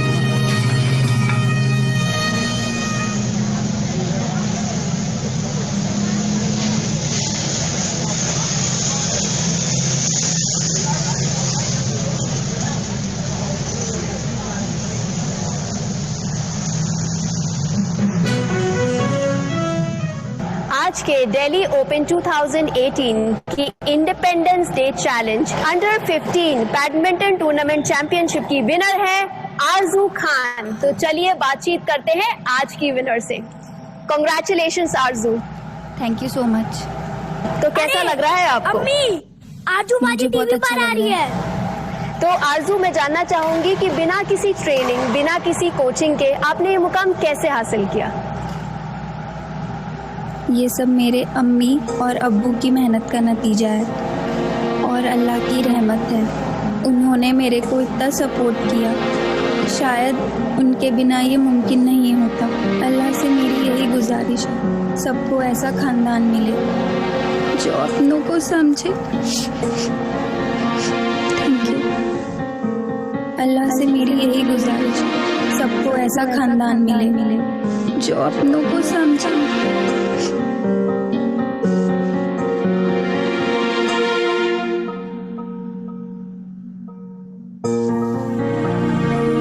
और ऑफिस से लौटते समय तुम्हारे मेडिसिन ले आऊंगी। तो ये थी हमारी विनर आरजू खान। मैं चित्रा, कैमरामैन ये ताहिर सब के मेरे साथ अम्मी और अब्बू की मेहनत का नतीजा है। सबको ऐसा खानदान मिले जो अपनों को समझे। व्याकुल मन की हर टीस कहे, काश हमें हमारा परिवार समझे, काश हमें हमारे अपने समझ पाए। देश तो आजाद हो गया, लेकिन हम लोगों की सोच नहीं। सोच बदले, मन बदले, बदले विचारधारा, बेड़ी टूटे, बढ़े हौसले, छूले हम गगन सारा। हैप्पी इंडिपेंडेंस डे बेटा।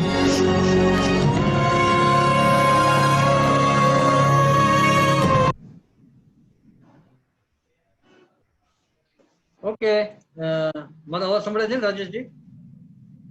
જી હા। ઓકે, આપણે ક્લિપ જોઈ, એમાં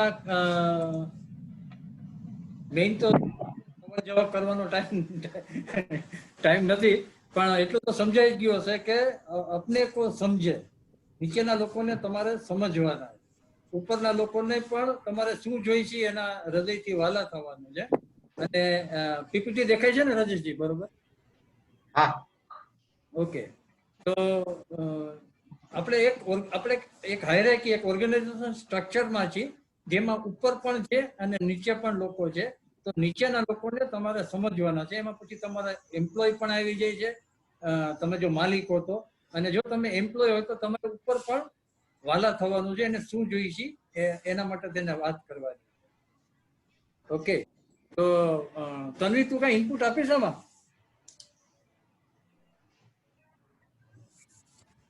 Hello, Tanvi.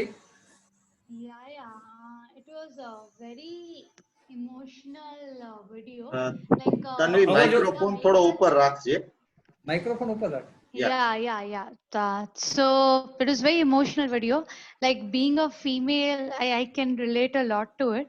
So આપણું સૌથી વધુ નિયંત્રણ છે ને ખુદ પર છે, છતાં બદલવા માટે સૌથી અઘરી વસ્તુઓ પણ કાંઈ હોય ને તો એ આપણે પોતે જ છીએ. વાહ વાહ. It is something. સૌથી વધુ નિયંત્રણ કોઈના ઉપર આપણે નિયંત્રણ રાખી નથી શકતા, સૌથી વધુ નિયંત્રણ આપણા ખુદ ઉપર જ આપણે રાખી શકીએ છીએ। અને બદલવા માટે તેના કોઈ વ્યક્તિ હોય ને તો એ આપણે ખુદ જ છીએ। તો બી પ્રોએક્ટિવ, તમારામાં જીવનમાં બદલાવ લાવો। કોઈ રિએક્શન એટલે કે બ્લેમિંગ ની ભાષા અને તમારા સત્તાનો દુરુપયોગ નથી કરવાનો, લોકોને, તમારે નીચેના લોકોને સમજવાના। Thank you Tanvi. ઓકે, હવે આ જે બી પ્રોએક્ટિવમાં ત્રીજો જે સેગમેન્ટ છે એ ચિંતાનું વર્તુળ અને ક્ષમતાનું વર્તુળ છે। આઈ થિંક 4:15 થયા છે, મારે 5-10 મિનિટમાં આને કન્ક્લુડ કરવું પડશે, પણ ઓકે।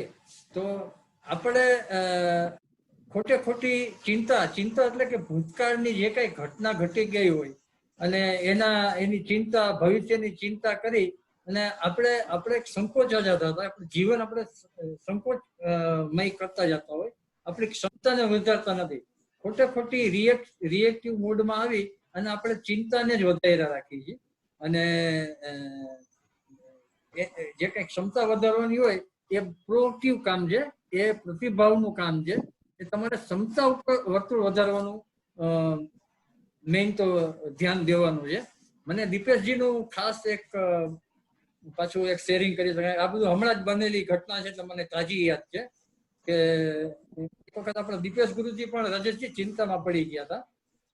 એકચ્યુઅલી એને એક ટાર્ગેટ રાખ્યો હતો કે 2021 ડિસેમ્બર સુધીમાં મારે બેંક ફ્રી થઈ જાવ, એટલે કે બેંકનું જેટલું કે બોરિંગ લીધેલું હોય એ ડિસેમ્બર 2021માં મારે ફાઇનાન્શિયલ એ ફ્રીડમ જોઈ છે કે બેંકનું કઈ મારી પાસે કઈ હોવું ન જોઈએ બોરોઈંગ, એવો એને એક ટાર્ગેટ રાખ્યો હતો. આપણે જે પીબીસી એપ્રોચ રાખી છે, જે શીખી છે એ પ્રમાણે એને પ્લાન પણ બનાવ્યો. દેવાંગ સંભળાય છે ને બરોબર? ઓકે. તો એ પ્લાનમાં તમને તો ખબર છે કે અત્યારે સ્ટેશનરી વાળાની શું હાલત છે, કારણ કે એજ્યુકેશન જ બધું બંધ છે. અત્યારે બધું ઓનલાઈન એજ્યુકેશન ચાલે છે અને ઓનલાઈન એજ્યુકેશનમાં દીપેશજી છે સ્ટેશનરીની આઈટમ બનાવે છે. એમાં પાછો આ ટાર્ગેટ રાખ્યો હતો એને. એ ટાર્ગેટ ફેલ જ જાય નેચરલી, કારણ કે અત્યારે સ્ટેશનરીનું કોઈ માર્કેટ જ નથી, એજ્યુકેશન છે નહીં. એટલે તો એ ચિંતાનો વર્તુળ એની માટે ચિંતા માંડીથી હાવી થાય. તો એક વખત પાછા એ જયારે ગાડીમાં જતા ત્યારે મને કઈક વાત થતી, એમાંથી એને કીધું કે મારો આ ટાર્ગેટ હતો પણ એ કદાચ ફેલ જાય, મારે એક્સટેન્ડ કરવો પડશે ટાર્ગેટ. 4-5 દિવસ પછી દીપેશજીનો મને ફોન આવ્યો. એ કે પેલું જે મેં ટાર્ગેટ રાખ્યો હતો કે ડિસેમ્બર 2021માં હું બેંક ફ્રી થઈ જઈશ, બેંક બોરોઈંગ ફ્રી થઈ જઈશ, એ ટાર્ગેટ હવે હું ડિસેમ્બર 2020માં પૂરો કરી દઈશ. ઊંધું. મેં તો એવું તો શું થયું? તો એવું તો જે કઈ એને એક્શન લીધા એ મને ખબર છે, પણ હું અત્યારે શેર કરવા જઈશ તો મારે બીજી અડધી કલાક થશે. પણ એને એટલા બધા સબ્જેક્ટ એટલે પ્રતિભાવ આપ્યો કે એની પાસે એટલા બધા નવા રસ્તા નીકળ્યા કે એ રસ્તા ઉપર અત્યારે કામ કરશે. એને એનું ક્ષમતાનું વર્તુળ વધારી અને એની ચિંતા ઓછી કરી નાખે. બીજા લોકો હોય કે જે રિએક્ટિવ લોકો એ શું કરે, હાય હાય હોય કરીને મંડે બધું ઊંધું કરવા અને મંડે સંકોચાવા એનું જીવન. તો એમ નથી કરવાનું, પ્રતિભાવ આપવાનો છે, પ્રોએક્ટિવ બનવાનું છે. તમારે તમારી ક્ષમતા વધારવાની છે અને એ ક્ષમતા વધારીને તમારી ચિંતાનું વર્તુળ છે અને નાનું કરતું જવાનું. ચિંતા સાવ કાઢી નાખી તો પાછા આપણે આળસું થઈ જાય. એમ નથી કરવાનું. ચિંતા તો રાખવાની જ છે, પણ ચિંતાને હાવી થવા દેવાની નથી. તો આ એક એક્ઝામ્પલ સરસ હતો. તન્વી, તું કઈ એમાં ઇનપુટ આપીશ? મને ખાસ મને તારી ખબર છે કે લોકડાઉનમાં આપણે એક વેબિનાર હતો અને તે શેર કર્યું હતું કે મારે ટ્રેનિંગનો વ્યવસાય છે ને હવે મારે કોઈ HR ની હું ટ્રેનિંગ આપું છું અને HR ની ટ્રેનિંગ આપું છું ને અત્યારે તો કોઈ ફેક્ટરીની ચાલુ નથી, એટલે હું તો અત્યારે મારું તો બધું ઊંધું ચાલે છે ચક્કર. હું કેવી રીતના પૈસા કાઢીશ આ ખર્ચાના એ પણ મને ખબર નથી. એવી ચિંતા તે શેરિંગ કરી હતી. અને અત્યારે તું શું કરસ એ બધી જે કઈ છે એક થોડું સાવ ટૂંકાણમાં મને તું બ્રીફ કર અને પછી તારું ઇનપુટ આનો આપ.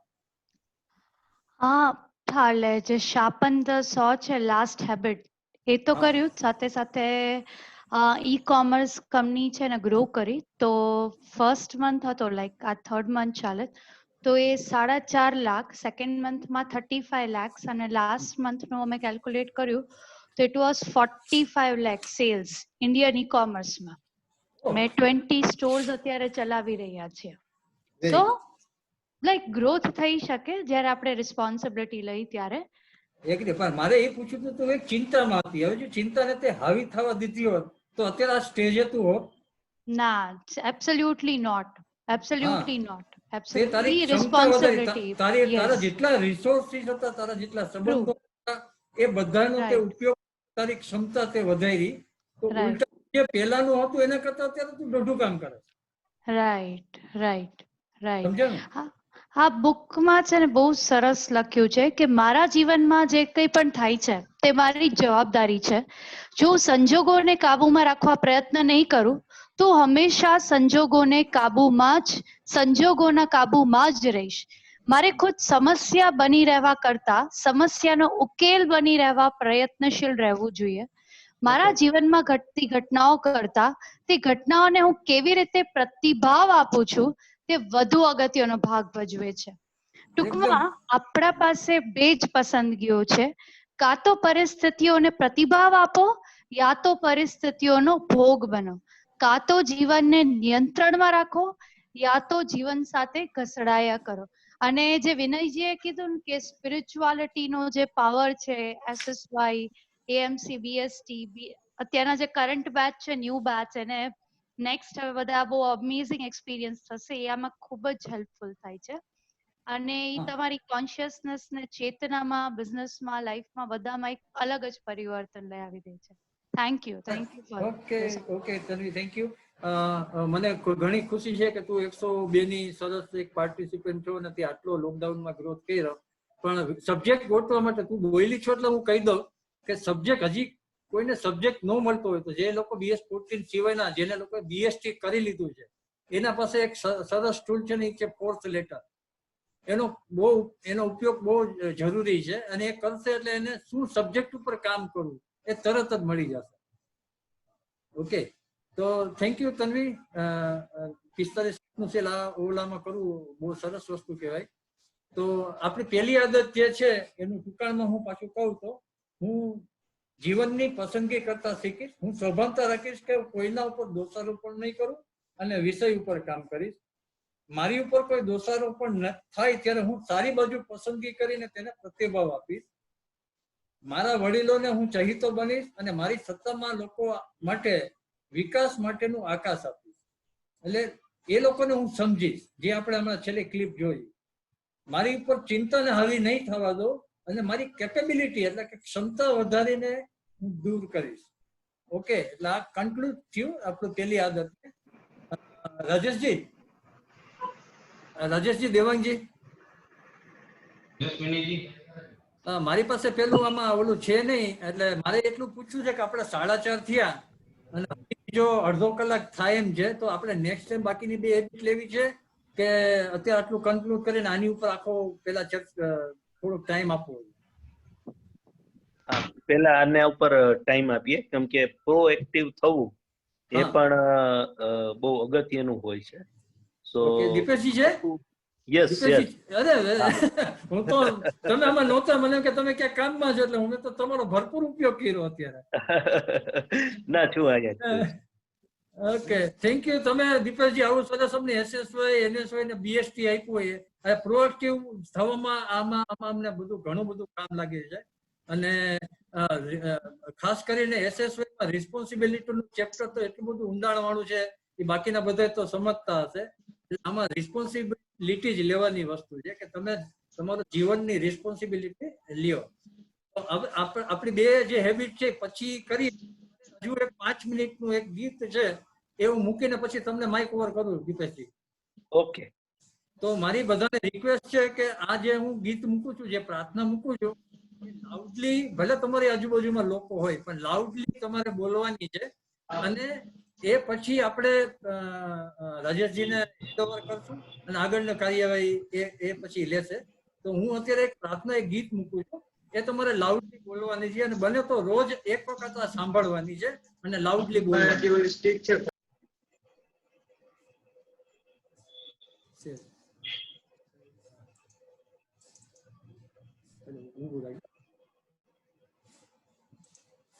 સ્ક્રીન દેખાય છે રાજેશ?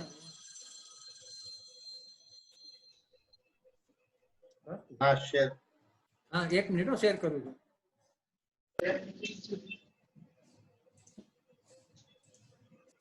સ્ક્રીન દેખાય છે? યસ, દેખાય છે વિનયજી. ઓકે, આ બધા લાઉડલી ગાવાનું છે.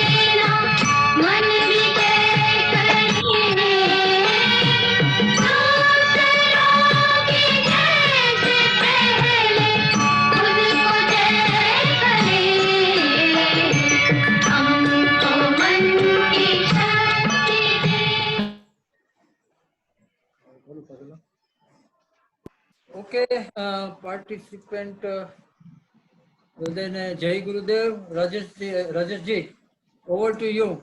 Thank you very much all બધાને. જય ગુરુદેવ. Thank you વિનયજી. ગુરુદેવ. વિનયજીએ ખૂબ જ સરસ સેશન લીધું અને આપણને કેવી રીતે પ્રોએક્ટિવ થવું. કેમ વળી ગયા? હાલો, બીજા લોકો થોડી વાર એમનું માઇક જે છે મ્યુટ રાખશે પ્લીઝ. વિનયજી, થેન્ક યુ વેરી મચ. તમે સરસ મજાની માહિતી આપી અને ઘણી જ મજા આવી અને એ પણ જાણવા મળ્યું કે કેવી રીતના જાત સાથે રહેવું અને જાતને કેવી રીતના નિયંત્રણમાં રાખવી. Thank you very much. હું દીપેશજીને વિનંતી કરીશ કે આગળ ઉપર કઈ ડિક્લેરેશન યા તો કઈ કહેવાનું હોય તો પ્લીઝ દીપેશજી. યસ, જય ગુરુદેવ. જય ગુરુદેવ દીપેશજી. વેરી નાઇસ સેશન વિનયભાઈ. પ્રોએક્ટિવ ઉપર જે તમે વાત કરી, ઇટ વોઝ ઓલ વન્ડરફુલ. બે બાબત હોય, એક જ્ઞાનના લેવલ ઉપર હોય, નોઈંગના લેવલ ઉપર હોય, એટલે સમજાઈ જાય ઘણું બધું આપણે કે ભાઈ આના માટે હું જ જવાબદાર છું, મારું જ જીવન છે, આ બધું મારી પાસે ચોઈસ છે. એટલે એ નોલેજ લેવલ ઉપર તો હોય જ, પણ જ્યાં સુધી આપણે નોલેજને જીવનમાં ઉતારતા નથી ત્યાં સુધી એટલે કે ડુઈંગમાં નથી લાવતા ત્યાં સુધી એનો આપણે અનુભવ કરી શકતા નથી. આજે જે વિનયભાઈ પ્રોએક્ટિવનેસની જે વાત કરી એ ફેન્ટાસ્ટિક વાત હતી. સમજણમાં તો આપણને અત્યારે સમજાઈ ગઈ.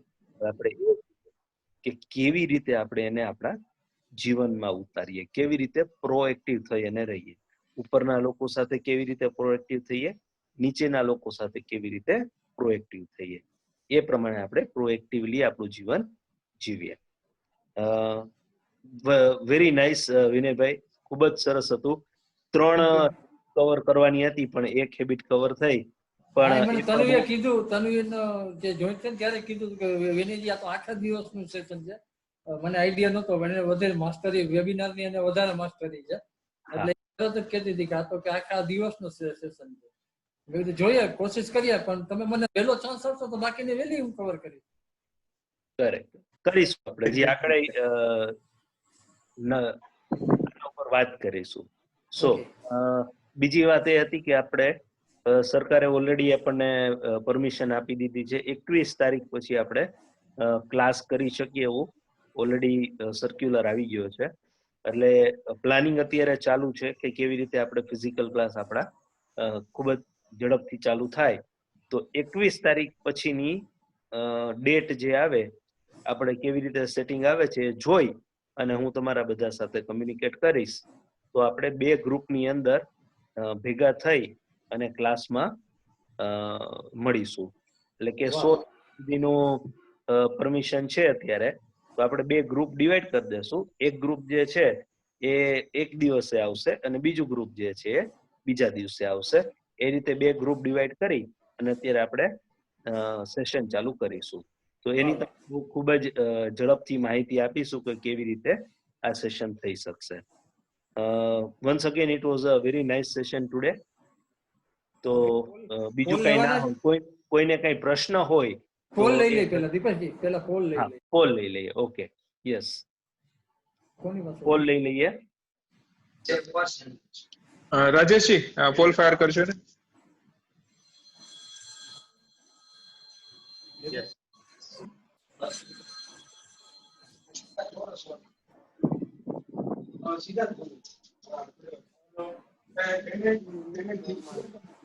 ચિરાગભાઈ ને કઈક પ્રશ્ન છે તો ચિરાગભાઈ એક વખત અનમ્યુટ થઈને તમે વાત કરો ત્યાં સુધીમાં આપણે પોલ ટ્રિગર કરી દઈએ.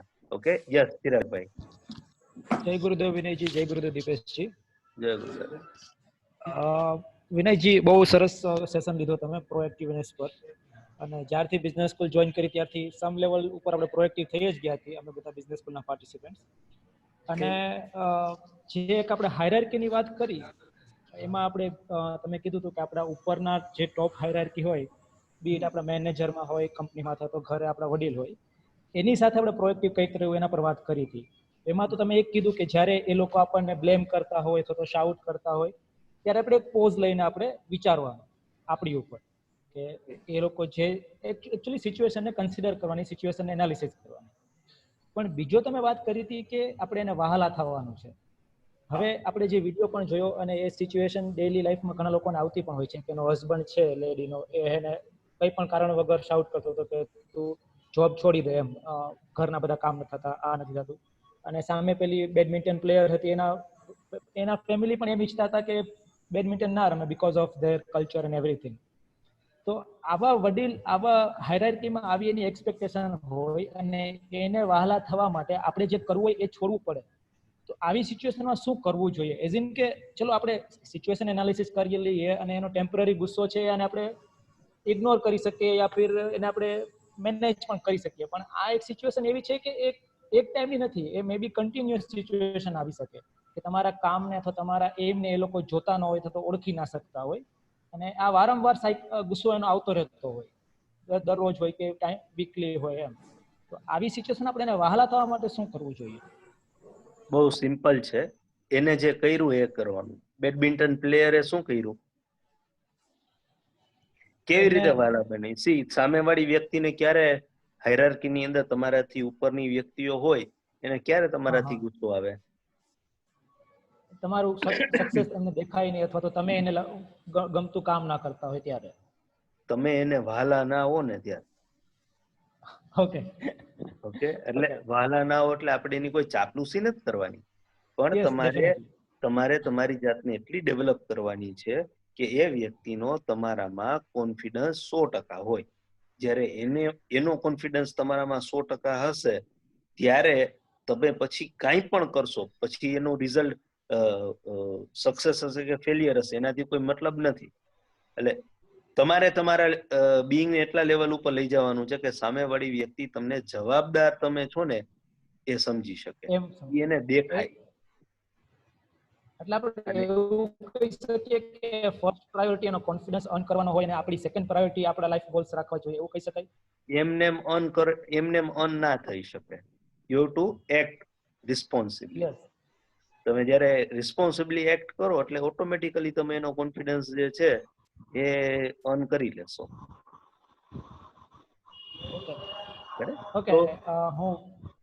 એટલે એક એ છે. અને આ બાબતો છે ને ચિરાગભાઈ, એક હા, એટલે કે તાર્કિકાઈ છે. અને બીજું શું, તમે કોઈ એક પોઈન્ટ ને પકડો કે આ પોઈન્ટ ઉપર એમ કે મારાથી ઉપરના લોકો છે મારાથી ગુસ્સે થાય છે. વિનયભાઈ સબ્જેક્ટ એવી રીતે વાત કરતા હતા. તો એ જે ગુસ્સે થાય છે ને સબ્જેક્ટ છે. ઈ સબ્જેક્ટને તમે પકડો અને ઈ જો કે ખરેખર તમે એ સબ્જેક્ટને રિસ્પોન્સિબલી એક્ટ કરો છો એ સબ્જેક્ટ ઉપર, નહીં કરતા હો માટે એમને તમારા પર ગુસ્સો આવતો હશે. તો હવે કરવાનું શું? મને એ લાસ્ટ સમજાણી નહીં લાઈન જરાક પાછું એક ક્લારિફાઈ કરો યા કોઈ એક્ઝામ્પલ સાથે. હું તમને ફરીથી કહું કે અમારા જે મેટોડા છે ને મિસ્ત્રી પંકજ કરીને મેં એક દ્રષ્ટાંત કીધું હતું ચિરાગભાઈ, એ જયારે હતો, મારો અવાજ સંભળાય છે ને? Yes clearly. ઓકે, તો એ જે માણસ હતો ને એને પેલા હું તો એને નિગ્લેક્ટ જ કરતો હતો, કારણ કે અમુક ટાઈપની ભૂલે કરતો હતો એવું નતું, એટલે હું દેખાડાય કરતો તેની ઉપર. ધીમે કરતા એની જે પ્રતિભાવ જે આપતો રહ્યો, એ મારી સામે બોલતો નતો. એ કઈ કે હું કઈ ગુસ્સે થાવ એટલે એ કઈ રિએક્ટ નતો કરતો કે કોઈ ક્વોલિટી બગાડી નાખે. એ બરોબર મને જોયા જતો હતો, મારે જોઈ છે શું એ એની ઉપર જ કામ. ધીમે એટલે એમાં એમ આજે કરવું અને કાલે તમને રિઝલ્ટ જોતું હોય તો તમે દિમાગથી છો, દિલથી નહીં. દિમાગ વિચારવાનું બંધ કરી દે ને દિલથી જે વિચારશો ને એટલે ઓટોમેટિક બધું પ્રોએક્ટિવ થતું. હજી તમે જો તર્કની ભાષા દિમાગથી કરતા હો તો એ પ્રતિભાવ નથી, હૃદયથી નથી ટૂંકમાં. બરાબર છે. અત્યારે મારા ઓર્ગેનાઇઝેશનમાં એના કરતા 12 જણાનો પગાર વધારે છે, આખું યુનિટી સંભાળે છે. અને જે 12 જણાનો પગાર એના કરતા વધારે છે એ ધ્યાન નથી દેતો. એને બસ આ ગમે છે ને એનું કામ કરે છે. બરાબર. એવા લોકોને પેલા જોવો એની કેવી રીતના કામ કરે છે. આપણે તો શું કરવું છે કે મારે તો તાત્કાલિક સામેના વ્યક્તિને સુધારવી છે. તો સામેની તન્વીએ કીધું કે ખુદ ઉપર જ આપણું નિયંત્રણ છે ને સૌથી અઘરી વ્યક્તિ આપણે ખુદ જ છીએ ચેન્જ કરવા માટે. પોતે જ છે. યસ. રાઈટ? યસ કંઈક નિલેશભાઈ ને કંઈક શેર કરવું છે. યસ નિલેશભાઈ. જય ગુરુદેવ. જય ગુરુદેવ. જનરલી પ્રશ્ન હોય જ નહીં, પ્રશ્નના સોલ્યુશન અહીંયા મળે છે. એટલે મારી એક રિક્વેસ્ટ હતી કે આપણે લિંક શેર કરવાનું થોડું બંધ કર્યું છે અથવા નથી, પણ જો આપીએ ને તો અમુક પરિસ્થિતિ એવી હોય છે ને કે રિકોલ કરવાનું સેશન પણ ઈચ્છા થતી હોય છે. તો જો લિંક બધા સેશન ની પાછી શેર થાય ને તો એ ઘણું હેલ્પફુલ થશે એવું મારું માનવું છે. અને કોપી લિંક એક જ છેલ્લી મને જે નથી કરી, બાકી બધી કરેલી છે. બસ એટલે મારી રિક્વેસ્ટ એ જ હતી. અને થેન્ક યુ તમને બધાને, વિનયભાઈ બધાને. રિયલી મેં કીધું એમ પ્રશ્નના સોલ્યુશન મળે છે. પ્રશ્ન તો અહીંયા હોતા જ નથી. Thank you. જય ગુરુદેવ. યસ જય ગુરુદેવ. ધવલભાઈ ને કઈ પ્રશ્ન છે? યસ ધવલભાઈ.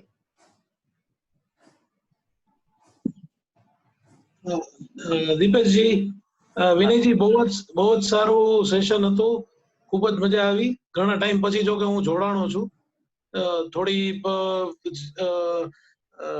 લાઈફની ઓલામાં ગૂંચવાયેલા હતા, પણ આ વખતે ઘણા ટાઈમ પછી હું જોડાયો. મને બહુ જ મજા આવી. પણ એક પ્રશ્ન હજી બીજો આની અંદર મારો છે. જેમ આમને કીધું કે વડીલોના વહાલા કેવી રીતે થાવું, તો એ આપણે તો મને આવડે છે. એવું માનું છું કે એવું હું થઈ શકું છું, એનો પ્રોબ્લેમ નથી થતો. પણ જયારે નીચેના લેવલનું વ્યક્તિને આપણે જયારે જિમ્મેવારી આપતા હોય છે, બરોબર, તો એમાં ફોર સપોઝ હું તમને કહું કે આપણા છોકરાઓ છે, આપણા કિડ્સ છે, એને આપણે જયારે એમ કહીએ છીએ કે ભાઈ બેટા મારે આ વસ્તુ તું આ ટાઈમ થી આ ટાઈમ ભણ, એટલું મારે જોઈ છે, તો એ વસ્તુ ઇમ્પ્લિમેન્ટ થતી નથી. એમ આપણે ગમે એટલું કરીએ ને તોય પણ.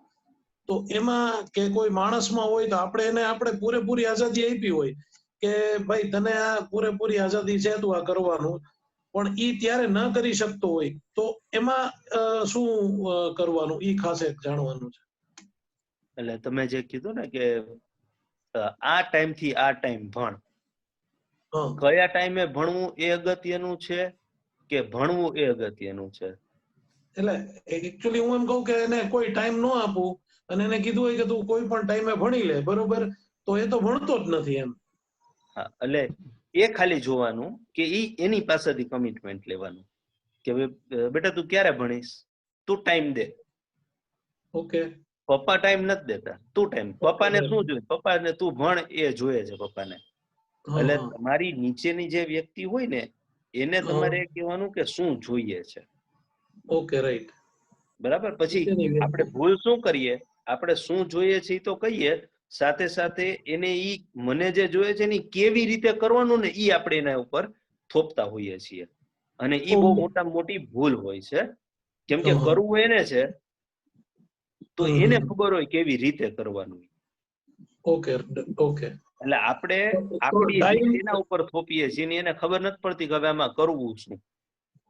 એટલે એ રિએક્ટિવ મોડમાં હોય છે. ઈ રિએક્શન આપે એટલે તમે રિએક્શન આપો, એ પાછું રિએક્શન આપે, તમે રિએક્શન આપો, એટલે આખું પ્રોએક્ટિવનેસ નીકળી જાય અને ખાલી રિએક્શન્સ પછી રહી જાય. ઓકે. અને એવું જ એમ્પ્લોયી, હા, એમ્પ્લોયીમાં પણ એવું જ છે. તમે ખાલી કહી દો ને કે મારે આ જોઈએ છે, ધેટ્સ ઓલ. કેવી રીતે કરવું એ તારો પ્રશ્ન. ન સમજાય તો મને પૂછજે, પણ બાકી કેમ કરવું એ તારે પ્રશ્ન, કેમ કે તારે કરવાનું છે. ઓકે ઓકે, ભલે. રાઈટ. થેન્ક યુ દીપેશજી. યા, ઓકે ધવલભાઈ. જય ગુરુદેવ. જય ગુરુદેવ. સારું, તો પ્રેયર કરીએ.